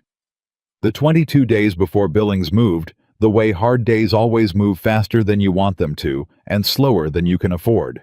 Celia spent the first week finishing the herd preparation and the second week on something she had not told Boone she was doing because she wanted to know whether it was possible before she raised his expectations about it. She had been corresponding with Moss since his visit, short, precise letters about the Caldwell arrangement, about the Billings auction timeline, about the documentation she was assembling. But in the third week, she wrote Moss a different kind of letter. She asked him whether in his professional experience there was a mechanism by which an independently verified herd reclassification, supported by documentation of a compromised original assessment, could be presented to the Billings Auction Committee prior to the sale, so that the corrected valuations were part of the official record before the bidding began. Moss wrote back in 4 days. The answer was yes. It was not common, but it was procedurally available, and the committee would consider such a submission if it was accompanied by a credentialed professional endorsement. She wrote back the same day and asked whether the Caldwell brokerage would provide that endorsement. His response arrived 6 days before the auction. It was a single sentence: Caldwell will sign it. She put the letter in her satchel next to the red tag and the wire from Helena, and she went to find Boone. He was in the barn working through the final health check on the animals they were taking to Billings. She stood in the doorway and watched him for a moment. Before she spoke, the focused attention he gave each animal, the way his hands moved with the knowledge of a man who had grown up with cattle and understood them the way some people understand language. He was a good rancher. He had always been a good rancher. What he'd been missing was not skill. It was the ability to fight the specific kind of war that had been declared against him. Caldwell will endorse the reclassification, she said. I can submit the corrected valuations to the Billings Auction Committee before the sale. They'll be part of the official record when the bidding opens. Boone's hand stilled. He turned slowly. That means Strake can't suppress the price without bidding against the committee's own record. It means any buyer in that room who bids below the documented valuation is making a public statement that they believe the Caldwell brokerage's professional assessment is wrong. Most buyers won't do that. It's a reputation cost they don't want to pay. And the ones who are Strakes have to either bid fair or sit out, Celia said. Either way, we win that round. Boone looked at her steadily. You've been working on this for 3 weeks without telling me. I didn't want to tell you until I knew it was real. You could have told me anyway. I know. She met his eyes. I'm used to working alone. I'll try to do better. It was more than she usually gave away. She saw him recognize that, and she saw him choose not to make more of it than the moment required, which was exactly the right instinct. The submission, he said. Can you get it ready in time? I've had the document written for a week, she said. I was waiting for the endorsement. He almost smiled. Of course you did. They left for Billings 4 days before the auction. Boone and Celia and Judd and Dawes, with 17 cattle in a transport arrangement that Judd had organized with the focused efficiency of a man who had been waiting for months to do something that was clearly offensive rather than defensive. The night before they left, Etta Crane came to the ranch. Celia answered the door and found Etta standing on the porch with a lamp and an expression that was carrying something difficult. I have information, Etta said. I didn't know whether to bring it. I've decided I should. Celia opened the door wider. Come in. Etta came in and sat at the kitchen table, and she told them what she'd heard from her contact in town, the same contact who'd originally been Strake's man, the one who had sent Celia's name to Etta for the arranged match. The contact had been drinking more than usual at the saloon, and in the way of men who drink to ease a guilt they can't quite name, he had talked. Strake knows about the Caldwell endorsement, Etta said. I don't know how. It doesn't matter how, Celia said. What is he planning to do about it? Etta folded her hands on the table. He's bringing his own assessor to Billings, not Peel someone else, someone the auction committee hasn't seen before. And he's going to submit a competing valuation before the sale. The kitchen was very quiet. "A competing valuation," Boone said. "On the same animals," Etta confirmed. "Submitted the morning of the auction. He's calculated that if two competing valuations exist in the committee record, the committee will default to standard practice and average them, and if his assessor grades the animals low enough, the average still suppresses the price." Boone looked at Celia. She was already thinking. She could see the logic of it. It was elegant in the particular way that Strake's moves tended to be elegant. He couldn't prevent the Caldwell endorsement from entering the record. So he was going to contaminate the record. "Who is the assessor?" she said. "He didn't know the name," Etta said. "Just that he's coming from outside the territory, someone without a local reputation that can be challenged. An outside assessor," Celia said slowly. "Submitted the morning of the auction." "You can challenge him," Boone said. "I can challenge the numbers," she said. "But challenging an assessor in front of the auction committee requires a procedural standing I don't have. I'm not a licensed broker. I'm not officially anything." She looked at her hands. Then she looked up. "Moss is." She sent a wire to Moss from Big Timber at 6 in the morning on the day they left. It said, "Strake bringing outside assessor to Billings. Plans competing valuation morning of auction. Need you or Caldwell representative present with standing to challenge procedurally. Can you make Billings in 4 days?" She did not know if it would reach him in time. She did not know if Caldwell would send someone or if Moss himself could get to Billings in 4 days from Livingston. She sent the wire and she climbed into the wagon, and she did not discuss it further because discussing uncertainty did not reduce it. Judd, who was driving, said nothing. But somewhere north of the Big Timber Road, with the mountains to the west, turning the cold November light into something almost beautiful, he said without looking at her. "You've already got a plan for if Moss doesn't make it." "Yes," she said. "You going to tell me what it is?" "Not yet." He grunted. "Fair enough." They drove in silence for a while, the cattle moving steadily in the transport behind them. Dawes riding alongside with the particular vigilance of a man who has been trusted with something important and intends to justify it. Boone was on the wagon seat beside Celia, and at one point, not dramatically, not with any announcement, he reached over and put his hand briefly over hers, where it rested on her knee. Not holding, just present. A gesture that said something he hadn't found the words for yet. She didn't move her hand away. Billings was everything. Big Timber was not a genuine city by territorial standards, loud and purposeful, with a cattle auction infrastructure that had been built over decades into something that attracted buyers from Wyoming, Idaho, and points further east. The auction grounds occupied a large space at the south edge of town, and in the days before a major sale, the energy around them was the particular energy of serious money in motion. They arrived 2 days before the auction, and Celia went directly to the committee office.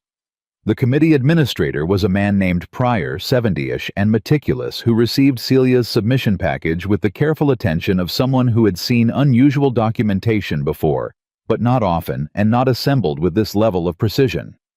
He read the summary page. Then he looked at her over his reading glasses. "Caldwell's endorsement is genuine. You can wire Caldwell's office directly to confirm," Celia said. "I'd recommend doing so." "I will." He set the package down. "You understand that if a competing valuation is submitted, the committee procedure is to consider both and apply judgment," Celia said. "Yes, I understand the procedure. I'm asking you to apply that judgment with the full weight of this documentation and the Caldwell endorsement in front of you when you do it." Pryor looked at her for a moment. "Who are you exactly?" "I'm the person who read 3 years of ranch records and found a pattern that nobody else was looking for," she said. "And I'm asking for a fair process. That's all." He looked at her for another moment. Then he picked up the package again and began reading more carefully. She left him to it. The wire from Moss came the next morning. Not Moss himself, Caldwell. The wire said Moss arrives Billings tomorrow morning. Caldwell Brokerage formally requests standing as interested party in North Star Ranch auction proceedings. We believe a procedural challenge to any competing valuation submitted without documented methodology is warranted. Moss carries authority to act on our behalf. Celia read it at the hotel where they were staying, a modest place 2 streets from the auction grounds, and then she read it again, and then she folded it and put it in her satchel, and she sat for a moment with her eyes closed, not from exhaustion, but from the specific physical sensation of a structure she had been building for weeks, finally becoming weight-bearing. Then she got up and went to tell Boone. He was in the room at the end of the hall, and when she knocked and he opened the door, she handed him the wire without preamble. He read it. His face did the thing it did when he was feeling something strongly. It went still first, and then it opened, and for a moment he was entirely readable in a way he rarely allowed. "Moss is coming," he said. "He'll be here tomorrow." Boone leaned against the doorframe. He looked at the wire for another moment, then at her. "I want to ask you something." "All right." "When this is over, when Billings is done and the note is serviced and Carew's inquiry has run its course, what do you want?" The question landed differently than she'd expected. Not because it was surprising she had thought about it in the small hours when the work slowed down enough for thinking, but because of the directness of it. Boone Mercer was a man who had spent months being indirect by necessity, managing information, controlling appearances. The directness now was deliberate. "I want to stay," she said. It was the most honest answer she had, and she gave it without elaboration. He looked at her for a moment. "At North Star." "At North Star." Another moment. "As what?" She met his eyes. "As whatever the ranch needs me to be. And as—" She stopped. Started again. "I told you I'm tired of not seeing whether things hold. I'd like to see whether this holds." He was quiet for a long time. Long enough that she had time to wonder if she'd miscalculated. And then he said, "I'd like that too," in a voice that was simple and steady and meant exactly what it said. She nodded once. "Good. Now get some sleep. Tomorrow is going to be long." Strake arrived in Billings the morning of the auction. Celia knew he was there before she saw him. Word moved through the auction grounds the way it always moved through places where power was concentrated quickly and in multiple directions at once. She was with Moss when she heard it going through the procedural challenge documentation they'd prepared the night before, and Moss looked up when she paused and said, "He's here." "Yes," she said. "Ready." She thought about the 18 months of calculated pressure, the tag on her trunk, the depressed assessments and the canceled feed orders and the broken trough and the credit suspension and the competing valuation she now knew was coming. She thought about Boone's face reading the wire in the hotel doorway. She thought about Judd saying I was wrong, and Dawes learning a calf separation protocol in 3 days, and Etta Crane coming to the porch with her lamp and her difficult information because she'd decided she should. "Yes," she said. "Ready?" Strake's assessor submitted the competing valuation at 9 in the morning, 40 minutes before the auction was scheduled to open. The submission went to Pryor's committee office, and within 15 minutes, Pryor had sent for Celia and Moss both. The 3 of them, Pryor, Celia, and Moss, sat across from Strake's man in the committee room. Strake himself was not present, which told Celia something about how he operated. He did not attend the confrontations he arranged. He waited for the outcomes. The competing valuation was as Etta's contact had predicted, a suppression document. The outside assessor, a man named Carew, who had the polished confidence of someone who had done this before and never been successfully challenged, had graded the North Star animals at figures that were 20% below Celia's reclassified valuations, not below the original Peel numbers, below those. Moss read it with a face that gave nothing away. Then he set it down and said to Pryor, "I'd like to see the documented methodology for these grades." Carew said, "The methodology is standard industry practice." "Then you can document it," Moss said pleasantly. "Weight to grade conversion tables, condition scoring criteria, comparison benchmarks. Standard practice has documentation. I'd like to see it." Carew looked at him. That level of documentation isn't required for a valuation submission. It's not required, Moss agreed. But the committee can request it, and I'm formally requesting it on behalf of the Caldwell brokerage as an interested party in these proceedings. He looked at Pryor. Is that a valid procedural request? Pryor looked at both of them. Then he looked at Caro. It's valid. Do you have supporting documentation for the assessment methodology? The silence that followed was not long, but it was complete. The assessment was conducted based on professional judgment, Caro said finally.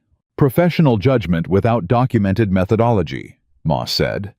Against a competing valuation that includes weight records, condition logs, regional comparison benchmarks, an 18-month health history, and the formal endorsement of the Caldwell brokerage.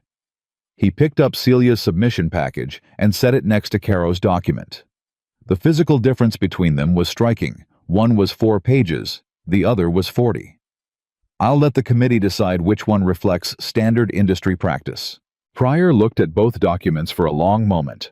Then he said to Caro, I'm going to ask you to step out while the committee reviews both submissions. Caro stepped out.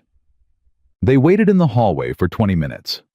Boone was there. He'd been there since they'd gone in, standing against the wall with his arms crossed and his face controlled, doing the thing he did when he was serious, which was hold himself very still. Judd stood beside him. Neither of them said anything. When the committee door opened, it was Pryor. He said to Celia and Moss, the committee has determined that the North Star Ranch valuation, as submitted by the Caldwell brokerage with supporting documentation, will serve as the operative basis for bidding. The competing submission has been noted in the record, but will not be applied to opening price determination due to insufficient documented methodology. Boone exhaled, just once quietly through his nose. Judd uncrossed his arms. Celia said, thank you to Pryor, and meant it in several directions at once. The auction itself was its own kind of tension. Strake's affiliated buyers were there. Celia could identify 3 of them from descriptions Moss had given her the night before, men positioned around the room with the relaxed assurance of people who expected to set the pace. When the first North Star animal came through the gate, she watched them carefully. The opening bid came in at the documented valuation, not below it. Strake's men had gotten the message from the committee ruling, bidding below the documented figure now required publicly disagreeing with a Caldwell-endorsed professional assessment, which was a reputation cost most buyers calculated quickly and rejected. One of Strake's men made a low bid on the 3rd animal. Moss's associate, another Caldwell representative, who had arrived that morning on the same train as Moss, bid against him immediately and steadily. The low bid escalated. Strake's man dropped out. The room noticed. By the 6th animal, the dynamic had shifted in the particular way that auction room dynamics shift not through announcement, but through accumulation, through the repeated visible evidence that one way of operating had stopped working. Buyers who had been waiting to see how the room moved began bidding at the documented levels. A buyer from Wyoming, who had no history with Strake's network whatsoever, entered the competition on the 8th animal and drove the price above the documented valuation. Above it. Judd, standing beside Celia, said very quietly, "That's above." "Yes," she said. "That hasn't happened to North Star stock in 2 years." "I know." By the end of the session, the North Star animals had cleared prices that averaged 18% above the Peel assessment figures and 6% above even Celia's reclassified valuations, because the Wyoming buyer and 2 others had competed for the premium stock with the focused interest of men who had found something they hadn't expected to find in the room. Boone received the final tally from the auction clerk and stood with it for a moment, looking at the numbers, and then he handed it to Celia without a word. She looked at it. The total was enough to service the banknote. Not barely enough, with a margin that gave them operating capital through to spring. She handed it back. "Strake is still in the room," Judd said quietly from behind her. She turned. Strake was across the auction floor 20 feet away, and he was looking at her. Not with the performed warmth of his visit to the ranch, not with the calculation she'd seen breaking through the surface. He was looking at her with an expression she had not seen on his face before plain, undisguised assessment. The face of a man who has encountered a problem he failed to account for and is now accounting for it. She looked back at him directly, the way she'd looked at the red tag on the platform at Big Timber Station, the way she'd looked at every piece of the system he'd built to break this ranch. She didn't smile. She didn't look away. After a long moment, Strake turned and walked toward the door. Carew's formal inquiry findings arrived 3 weeks after Billings addressed to Boone Mercer and the Territorial Bank Oversight Committee simultaneously. Celia read them at the kitchen table on a December morning, with snow coming down outside, and the stove burning warm, and the sounds of the ranch operating around her. Judd's voice in the yard, Dawes in the barn, the cattle in their proper conditions eating on the schedule she'd built. The findings documented a pattern of documented misrepresentation in credit risk submissions across 5 ranch properties in the territory, all of which had subsequently been acquired by parties connected to the Strake cattle brokerage. The findings recommended formal referral to the Territorial Attorney's Office and suspension of Strake's brokerage operating privileges pending investigation. She set the document down. Boone was sitting across from her. He'd read it already earlier that morning. "Is it enough?" he said. "To stop him, yes. To recover what the other 4 ranches lost." She shook her head. "That's harder. That's a longer process. But the inquiry is real." "It's real." He was quiet for a moment. "You know what Carew told me when I wired him to say the auction had gone through?" "What?" "He said your timeline was the clearest picture anyone had given him of how the pattern worked. He said without it, he could see individual trees, but not the forest." Boone looked at her. "He asked me who put it together." "What did you tell him?" "I told him the truth," Boone said. "I told him the woman who arrived on the Billings train with a freight tag on her trunk put it together in 30 days. Celia was quiet for a moment. "He wired back one sentence," Boone said. "He said, make sure she stays." She looked at the document on the table. Then she looked at Boone. "I told you I was staying," she said. "I know. I just thought you'd like to hear that someone in Helena thinks so too." He paused. "I've been thinking about the partnership arrangement." She looked up. "What arrangement?" "The one I want to propose." He was careful and direct in the way he was careful and direct about things that mattered to him. No performance, no elaboration beyond what the words needed to carry. "You've been running the operational strategy of this ranch for 2 months. The banknote is serviced. The herd is in the best condition it's been in 3 years. The man who spent 18 months trying to take this land is under formal inquiry." He met her eyes. "I'd like to make your role official, legal. North Star Ranch, both names on the deed." The kitchen was quiet. "That's not a small thing," she said. "No?" He agreed. "It's not." "You've known me for 2 months." "I've known you for 2 months," he said. "And I've watched you work every day of those 2 months. And I've watched you think and plan and fight for something that wasn't yours to fight for, except that you decided it was. And I'd like it to actually be yours." He paused. "And I'd also like the other thing. If that's something you'd consider." She looked at him for a long moment. Outside, Judd was saying something to Dawes about the north section fence, his voice carrying the particular tone of a man who had become comfortable with what he was doing. The fire in the stove snapped once. "One thing at a time," she said. "The deed first." He nodded. "The deed first." She put her hand out across the table flat, the way you seal an agreement between people who mean what they say. He put his hand over hers, steady and certain. The same gesture as the wagon, but different now, not just presence, but weight. The weight of something decided. "One thing at a time," he said. Outside, the snow kept coming down soft and indifferent, and covering everything equally. And the ranch kept making its sounds, and Celia Reed sat at the kitchen table of a place that was becoming hers, and felt for the first time in longer than she could accurately remember the particular and unfamiliar sensation of having arrived somewhere she intended to remain. The deed transfer was filed at the Sweetgrass County Land Office on the 14th of December, a Tuesday in weather cold enough that the ink took longer to dry than usual, and the clerk had to hold the document near the stove for a moment before he could fold it properly. Boone signed first. Then Celia. The clerk, a young man named Garrett, who had been in the position for 2 years and had processed several hundred land transactions, looked at the document after both signatures were on it and said with the careful neutrality of a man trying not to have an expression, "North Star Ranch Reed and Mercer joint tenants in common." "That's correct," Celia said. Garrett stamped it. "Congratulations," he said, and this time the neutrality slipped just slightly toward something genuine. They walked out of the land office into the December cold, and Boone held the door, and for a moment they stood on the wooden sidewalk, and neither of them said anything because the document in Celia's satchel was saying something that words would have only made smaller. Then Boone said, "Lunch." "Lunch." She agreed.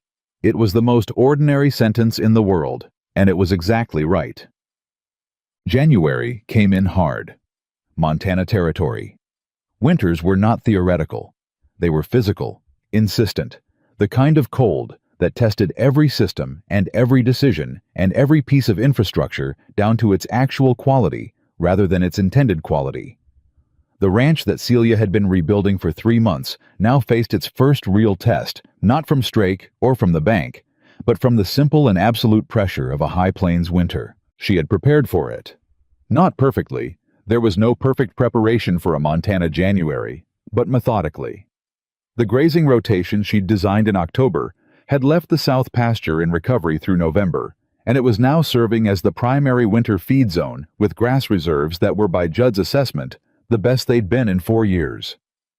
The calf separation protocols meant the younger animals were going through the cold season in appropriate conditions, rather than competing with adults for resources. The feed supply from the Hartley farm in Absaroki, secured in November, at terms that reflected a real relationship rather than a monopoly arrangement, was arriving on schedule and at the promised weight. The eastern water trough had not broken again. Judd had rebuilt it in November with materials he'd ordered directly bypassing the local supply channels that had been points of vulnerability, and he'd built it the way he built everything once he understood what he was building it against, with an excess of care. The herd was holding, not just holding. On the 3rd week of January, Celia did her regular condition assessment and found numbers she hadn't expected to see until spring. Weight retention was above the seasonal average. Respiratory incidents were at 0. The separation protocols had broken the slow transmission chain she'd identified back in October, the one that Judd had once attributed to weather, and she had suspected was something more manageable. The calves that had been weak in November were not weak anymore. She wrote the numbers in her notebook, and then she sat for a moment and looked at them. 3 months, 90 days from a ranch that was losing animals, losing credit, losing ground in every direction to a herd in midwinter condition that she would have been proud to show at any auction in the territory. Judd found her at the cattle pen, which was where he usually found her. "Numbers are good," he said. It was not a question. "Better than good," she said. She handed him the notebook. He read the figures. His jaw moved slightly the way it moved when he was absorbing something he needed a moment to process. Then he handed the notebook back. "You know what these numbers mean for the spring auction. If they hold through February, the per-head value we can document for the summer sale is going to be substantially above what we achieved in Billings." "Substantially," Judd said in the tone of a man tasting a word to see if it's strong enough. "The Wyoming buyer who came in above valuation in Billings sent a letter to the ranch 2 weeks ago." Celia looked at him. "He sent it to the ranch, addressed to North Star Ranch Operations. That's you." Judd met her eyes. "He wants to establish a direct purchasing relationship. Not through the auction. A standing arrangement, fixed volume per season at a negotiated per-head price outside the auction structure entirely." She understood immediately what that meant. A direct purchasing relationship with an out-of-territory buyer meant North Star's revenue stream was no longer dependent on the big timber auction, no longer subject to Strake's local market manipulation.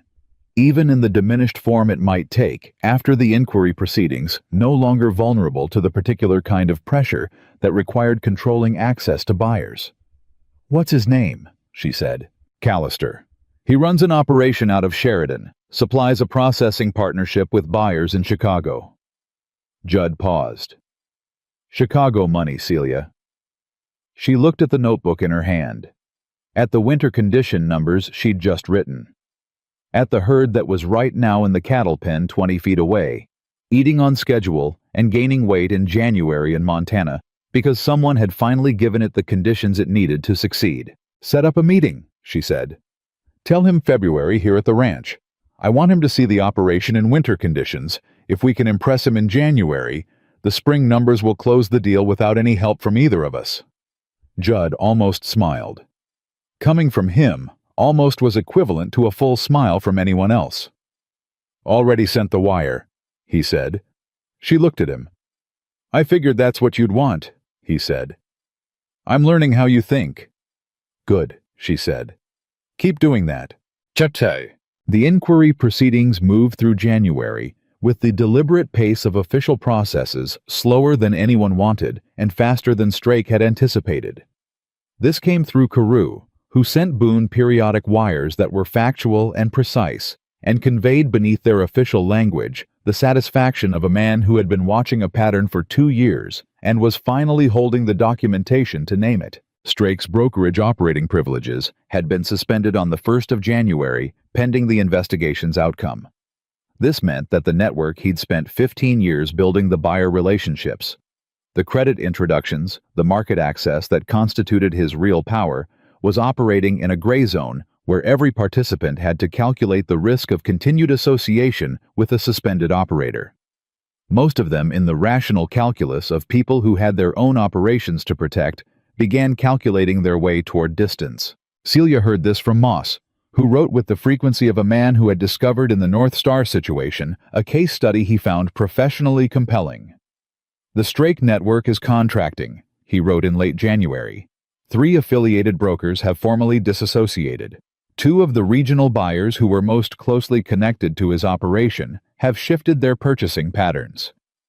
The inquiry has done what inquiries rarely do in time to matter. It has moved faster than the thing it's investigating. She read the letter to Boone at breakfast. He listened, and when she finished, he said, "How much of that is Carew's doing?" "Most of it, I think.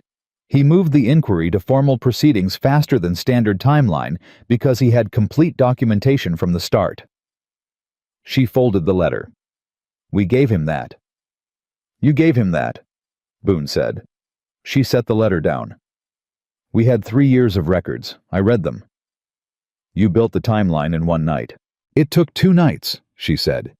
"The second night I verified it." He looked at her with the expression that had been developing since October and had become over the winter months something entirely itself, not recalibration, not assessment, but the clear and settled look of a man who knows what he has and has stopped being surprised by it. "I want to talk about the spring operation," he said. "So do I." "You first." She'd been thinking about it for weeks, in the way she thought about things, systematically building from what she knew toward what was possible.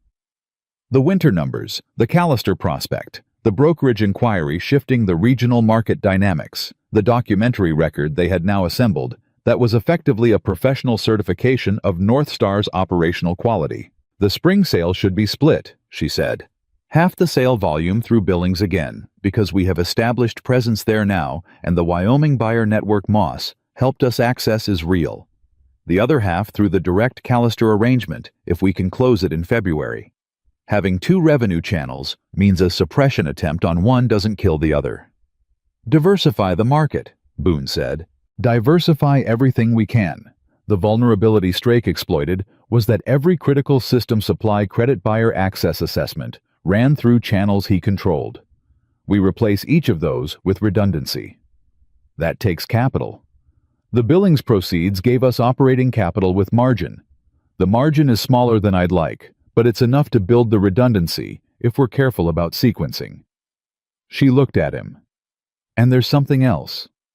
"Tell me." "The Peel assessment pattern.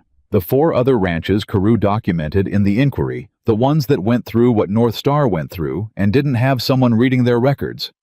Most of them are gone now, acquired under pressure.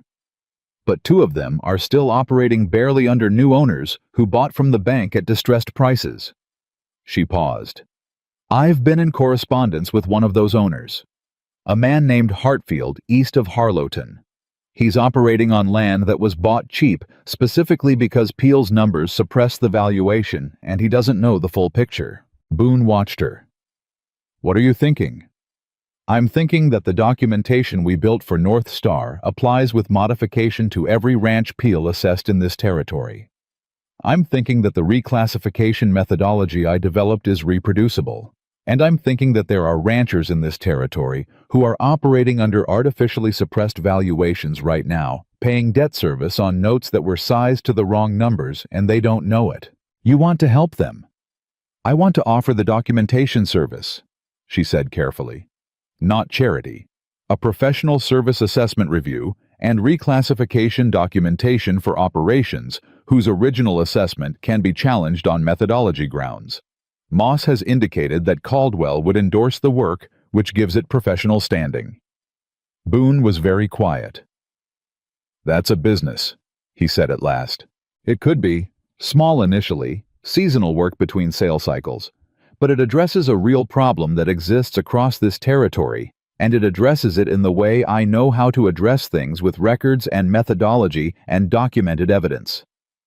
And it builds relationships with other ranchers, Boone said slowly.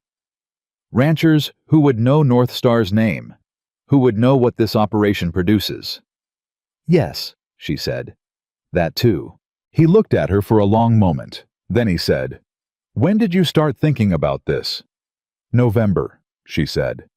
When I finished Carew's timeline and realized the pattern was larger than one ranch. You've had this in your head for 2 months.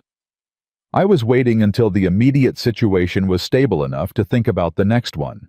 He shook his head once, not in disagreement, but in the particular way of a man accepting something he finds both admirable and slightly overwhelming. All right, he said. How do we start? Callister came in February on a morning so cold the wagon horses were blowing steam, and he was a different kind of man than Moss or Farwell or any of the other professionals who had come through North Star in the past 3 months. He was a large, direct person from Wyoming who said what he thought immediately and without cushioning, and what he thought after 4 hours of looking at the herd and reviewing Celia's documentation was this. I came out here because the Billings auction told me something interesting. What I'm seeing now tells me I was right to come. He sat at the kitchen table with his coffee and looked at Celia directly. Who runs the operation? We run it together, Celia said. Boone knows the land and the cattle history. I run the operational management and the documentation system. The numbers I'm looking at in this documentation, the condition metrics, the reclassification methodology, is that yours? Yes. The Caldwell people endorsed it? Yes. Callister drank his coffee. The arrangement I have in mind is a standing purchase contract, guaranteed volume per season, fixed per head pricing, indexed to market averages with a quality premium built in for documented above-average condition. The premium rewards the kind of management I'm looking at in these records. He paused. It also requires that the quality documentation be provided with every delivery. The methodology you've developed is part of what I'm paying for because it's what lets me go to my Chicago buyers and tell them this isn't just a rancher's word, it's a verified record. Celia looked at Boone. He looked at her.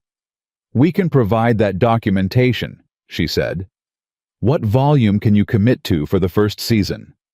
She had the number ready. She gave it. Callister nodded. Price. She gave him a figure. He countered. She countered. The negotiation took 20 minutes, which was fast by the standards of anyone in the room, and at the end of it, they had a number that was by Celia's calculation 11% above the average per head price North Star had achieved in the best pre-strike year on record. Callister put his hand across the table. Deal. Celia shook it. Then she said, one condition. He raised an eyebrow. After we've agreed, One condition that doesn't affect the price, she said. I want the first season contract to include a provision that Callister's purchasing relationship is exclusive to North Star for this volume and does not involve straight cattle brokerage or any affiliated entity now or following any reinstatement of their operating privileges. Callister looked at her. Then he said, "You know something about Strake." "I know a significant amount about Strake," she said. "All of it documented." A pause. Then, "That condition costs me nothing and protects both of us." "Agreed." She nodded. Judd, standing by the stove, poured himself more coffee, with the expression of a man who has witnessed something he will be describing for the rest of his life. The Territorial Attorney's Office findings came in March, 6 weeks before the spring auction. Strake was not arrested. This was the part that was hard for some people, for Boone briefly, and for Judd more than briefly, and for Etta Crane, who had come to care about the outcome, with the particular investment of someone atoning for an unintentional role in harm. The Territorial Attorney's determination was that the documented conduct constituted civil fraud, rather than criminal conduct under the Territory's current statutes, which meant the consequence was financial and professional rather than punitive. Strake's brokerage license was permanently revoked. The inquiry findings were entered into the public territorial record. The 4 ranches documented in the pattern, or their current owners, had grounds for civil recovery action, and Harlan Strake, who had spent 15 years building a system of invisible pressure that had moved land from struggling ranchers into his network, with the quiet efficiency of water, finding the lowest point, was now simply a man with money and no mechanism to multiply it through the methods he'd perfected. Celia read the findings at the kitchen table on a March morning and sat with them for a while. Boone came in and read over her shoulder and said, "Is it enough?" She thought about the 4 other ranches, about the 2 that were still operating under owners who hadn't known the full picture, about Hartfield, east of Harlowton, who had written back to her twice now, increasingly interested in the documentation review she'd described. "For us, yes," she said. "For the others, it's a beginning. You're going to help them." "I've already started the first assessment review for Hartfield," she said. "I'll have a preliminary reclassification document ready by the end of the month." Boone sat down across from her. "The spring auction is in 6 weeks." "I know. The Hartfield work is evening work. The auction prep is the priority." "Celia." She looked up. "You're doing 3 things at once." "Bien." 4, she said. "I'm also in correspondence with Carew about whether the reclassification methodology can be formally submitted to the Territorial Agricultural Committee as a recommended standard for assessment review." She paused. "Moss thinks it can." Boone looked at her for a long moment. Then he said very quietly, "Who are you?" She understood what he was asking. Not literally, he knew who she was. He was asking the question that people ask when they have understood something that keeps being larger than they had anticipated. "I'm the woman someone put a worthless tag on," she said, "and I decided not to agree with them." He reached across the table and took her hand, and this time he held it, and she let him, and the kitchen was warm, and the ranch was making its sounds outside, and the March light was coming through the window with the first real warmth in it since November. "I need to say something," he said. "All right." "I've been thinking about how to say it for 2 months, and I haven't found a better way than just saying it plainly." "Plain is good," she said. "I prefer plain." He looked at her directly. "I want to marry you. Not because you saved the ranch. Not because your name is on the deed. Because you are the most capable, most honest, most relentlessly clear-eyed person I have ever met, and I want to spend the rest of my life on the same side of the table as you." The room was very quiet. Celia looked at him.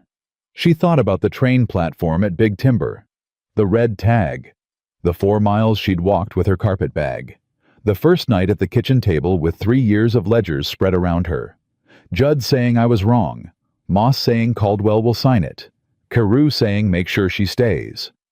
The Billings auction room and Strake's face going from charm to plain assessment and then turning toward the door. She thought about the deed in her satchel with both their names on it. about the Callister contract, about Hartfield east of Harlowton and 3 other ranches whose records she intended to read, about the herd outside in March in better condition than it had been in 4 years. "I know," she said. He blinked. "You know." "I've known for about 6 weeks," she said. "I was waiting for you to find the plain way to say it." He stared at her. Then he laughed, a real laugh, unguarded, the kind she'd heard from him only a handful of times, and it was the best sound she'd heard in months. "Yes," she said while he was still laughing. "The answer is yes." The spring auction was in April, and North Star Ranch attended it as a different kind of operation than it had been in any previous year. Not just financially, though. The numbers were real, and the Callister contract was real, and the reclassified herd valuations were formally endorsed and entered into the regional auction record before the bidding opened, because Celia did this now as a matter of standard practice rather than defensive necessity. The difference was visible in smaller things. In the way Judd managed the livestock presentation, confident, methodical, with the ease of a man operating a system he understands completely. In the way Dawes handled the documentation check-in with the auction committee, handing over the verification package with the quiet professionalism of someone who has done this before and will do it again. In the way Boone stood in the auction room and watched the bidding without the flat, exhausted quality that had been in his face when Celia had first seen him by the fence post. Moss was there. He'd made the trip from Livingston partly for the Caldwell business, and partly, Celia suspected, because he wanted to see the outcome of something he'd been watching since October. He stood beside her during the early bidding and said, "You know, there are 3 other operations in this territory whose owners have heard about North Star and want to talk to you. About the documentation review. About that, and about the reclassification methodology. Word gets around about what you did with the Peel assessment. People who have had assessments they didn't understand want someone to look at the numbers." She watched a North Star steer sell at a price that would have seemed impossible 8 months ago. "Tell them to write to the ranch," she said. "You're going to build something significant," Moss said. It wasn't flattery. It was the assessment of a professional watching a pattern he recognized. "I'm going to build something useful," she said. "If it becomes significant, that's because the problem is significant." The thing about systems built on competence as opposed to systems built on manipulation is that they compound quietly. Through the spring and into the summer of the following year, North Star Ranch did not make dramatic announcements. It did not seek recognition. It simply operated with the steady and accumulating effect of work that has found its correct form. The Callister arrangement delivered the premium pricing it had promised, and the quality documentation that accompanied each delivery began to carry a weight in the Chicago supply chain that was larger than the volume alone would have earned. Callister wrote in July to say that 2 of his Chicago buyers were asking specifically about Montana North Star stock, which meant the name was traveling in the direction of money in a way that Boone had never experienced and found simultaneously gratifying and slightly vertiginous. The reclassification documentation work grew. By summer, Celia had completed assessment reviews for 3 other operations, Hartfield's and 2 others she'd found through the territorial attorney's inquiry record. In each case, the methodology she'd developed at North Star applied with modifications she refined as she went. In each case, the corrected valuations were meaningfully above the assessed ones, and in 2 of the 3 cases, the improvement in documented value translated directly into restructured debt terms from the Territorial Bank, which had been watching the pattern since Carew's inquiry, and was now paying close attention to assessment methodology in a way it had not been before. Carew's formal recommendation to the Territorial Agricultural Committee came through in June, a standardized methodology for assessment review, based substantially on the approach Celia had documented and submitted. It was not attributed to her by name in the official publication. That was not how official publications worked. But Carew wrote to her personally and told her it was her work formalized, and that it would change how assessments were challenged across the territory going forward. She read the letter and put it in her leather satchel, which now held a growing collection of papers that were in their aggregate the documentary record of something she hadn't had a name for when she started. She still had the red tag. Judd left the ranch in September, not because anything was wrong, but because his sister's family in Bozeman needed help with an operation that was struggling. And Judd was a man who showed up when family needed him. He gave 2 months' notice, which was Judd being Judd, and he spent those 2 months making sure Dawes was fully positioned to step into the foreman role.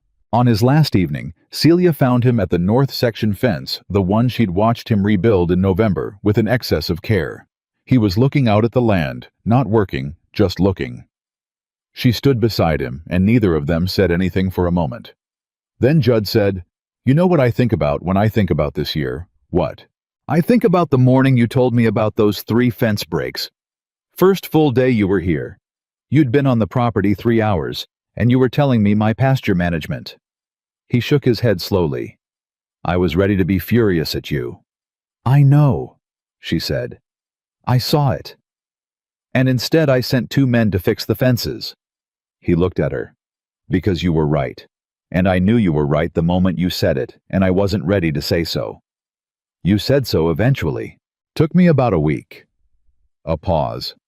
"Best week's worth of stubbornness I ever wasted." He turned to face her fully. "This ranch is going to be something. Not just good. Something." "I hope so," she said. "I know so." He extended his hand. "Take care of it." She shook his hand. His grip was firm and brief, and it carried everything he didn't say, which was considerable. "Take care of your sister's family," she said. He nodded once. And in the morning, he was gone, and Dawes was foreman, and North Star Ranch kept moving. The second winter came, and it was harder than the first.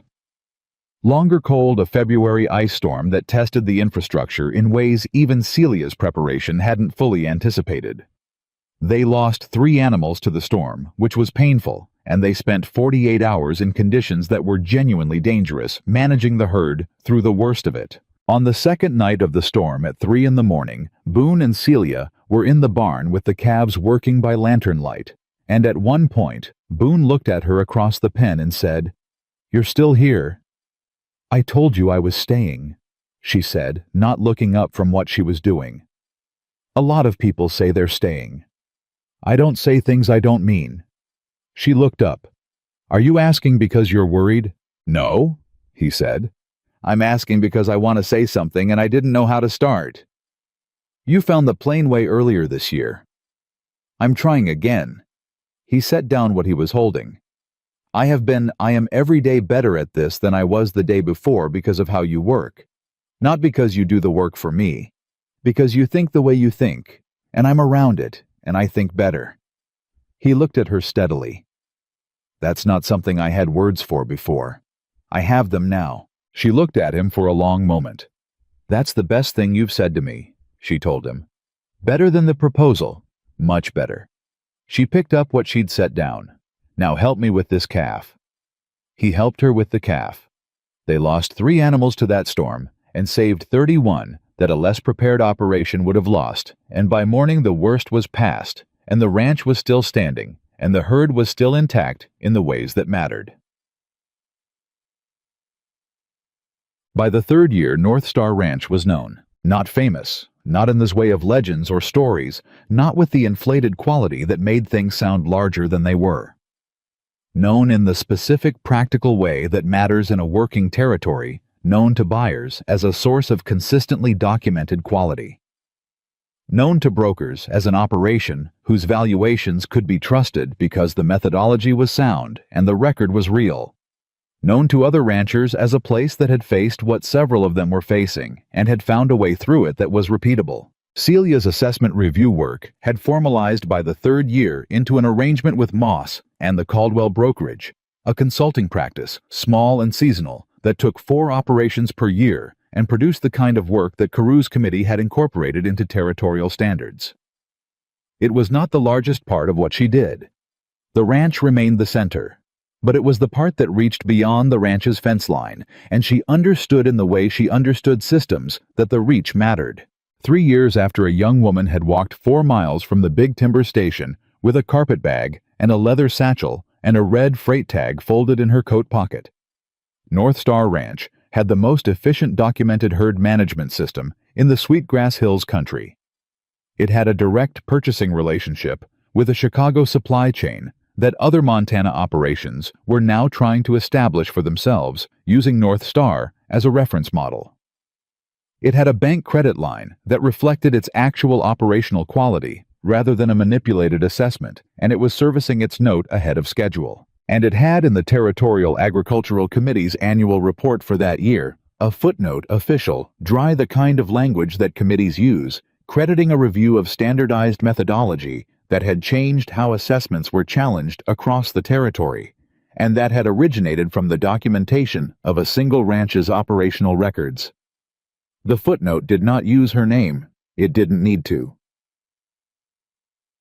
1. On a morning in October of that third year, Celia stood at the fence of the main cattle pen and looked at what they had built. Not the herd exactly. Though the herd was real, and the condition numbers were real, and they had never again seen the kind of losses that September 2 years past had showed them. She was looking at something larger than the animals at the system around them, the protocols and the records, and the relationships at Dawes, moving through the pen with the efficiency of someone who had internalized a methodology and made it his own at the 2 new hands who had been hired in the spring and trained from their first week in the documentation practices that were now simply how North Star Ranch operated. Boone came up beside her. He looked at what she was looking at. Then he looked at her. "What are you thinking?" he said. She thought about the red tag which was still in her leather satchel which she still carried. She hadn't taken it out in months. She didn't need to. It had done what she'd needed it to do. It had made her angry in the productive way. The kind of anger that doesn't spend itself on the moment, but invests it in the future. "I'm thinking about Hartfield," she said. "His spring numbers are in. The reclassified valuation held through the auction. He cleared enough to restructure the note." "That's good news." "It's the third operation in 2 years that's come through a full cycle with the methodology." She paused. "I'm thinking it's enough data to formalize." Boone looked at her. "Formalize how?" "Formally incorporate the consulting practice, not as a side arrangement with Caldwell as its own entity. Read agricultural assessment, registered with the territory." She looked at him. "It's real enough to be official." He was quiet for a moment. "That's a significant step." "It's the correct next step," she said. "The problem is real. The methodology is proven. The demand is there. Making it official makes it durable." He thought about it in the way he thought about things she brought him seriously, giving it the weight it deserved, not reflexively agreeing because she was usually right, and not reflexively resisting because it was unfamiliar. This was one of the things she had come to rely on about him. He brought his whole mind to whatever she put in front of him. "Do it," he said. She nodded. "What else are you thinking?" he said. He knew her well enough now to know when there was more. She was quiet for a moment. "I'm thinking about the tag," she said, "and about what it took to get from there to here. And I'm thinking it wasn't one thing," she said. "It wasn't one decision, or one night at the kitchen table, or one auction. It was every day. Every record I read, and every number I checked, and every conversation I didn't give up on." She looked at the pen at Dawes at the herd. It was just working, correctly, without stopping. Boone was quiet beside her. "That sounds right," he said. She reached into her coat pocket habit, the old habit, and found the satchel strap instead, because the coat she was wearing this year didn't have the same pocket, and the satchel was over her shoulder, and the tag was inside it folded twice exactly where she'd put it on the platform at Big Timber Station 3 years ago. She thought about taking it out. She decided not to. It was where it belonged, carried, not displayed. Evidence of what had been survived, not a monument to it. "Dawes needs the winter prep checklist today," she said. "I'll get it to him," Boone said. She turned from the fence and went toward the house, where the ledgers were where the work was, where the system she had built from a single night of reading records by lamplight was continuing daily and without drama to do exactly what she had designed it to do. North Star Ranch did not look like victory. It looked like a working ranch on a cold October morning in Montana territory, efficient and unglamorous and real. That was the point. That had always been the point. She had arrived as a label someone else had written. She had stayed long enough to write her own in deed transfers and auction records and territorial committee footnotes, and the winter condition numbers of a herd that had never been worthless had only been misread by people who needed it to be. She had corrected the record. That was what she did. That was what she was. And North Star Ranch Reed and Mercer joint tenants in common. The most documented and trusted operation in the Sweetgrass Hills country stood as the permanent, unambiguous proof that she had always been right.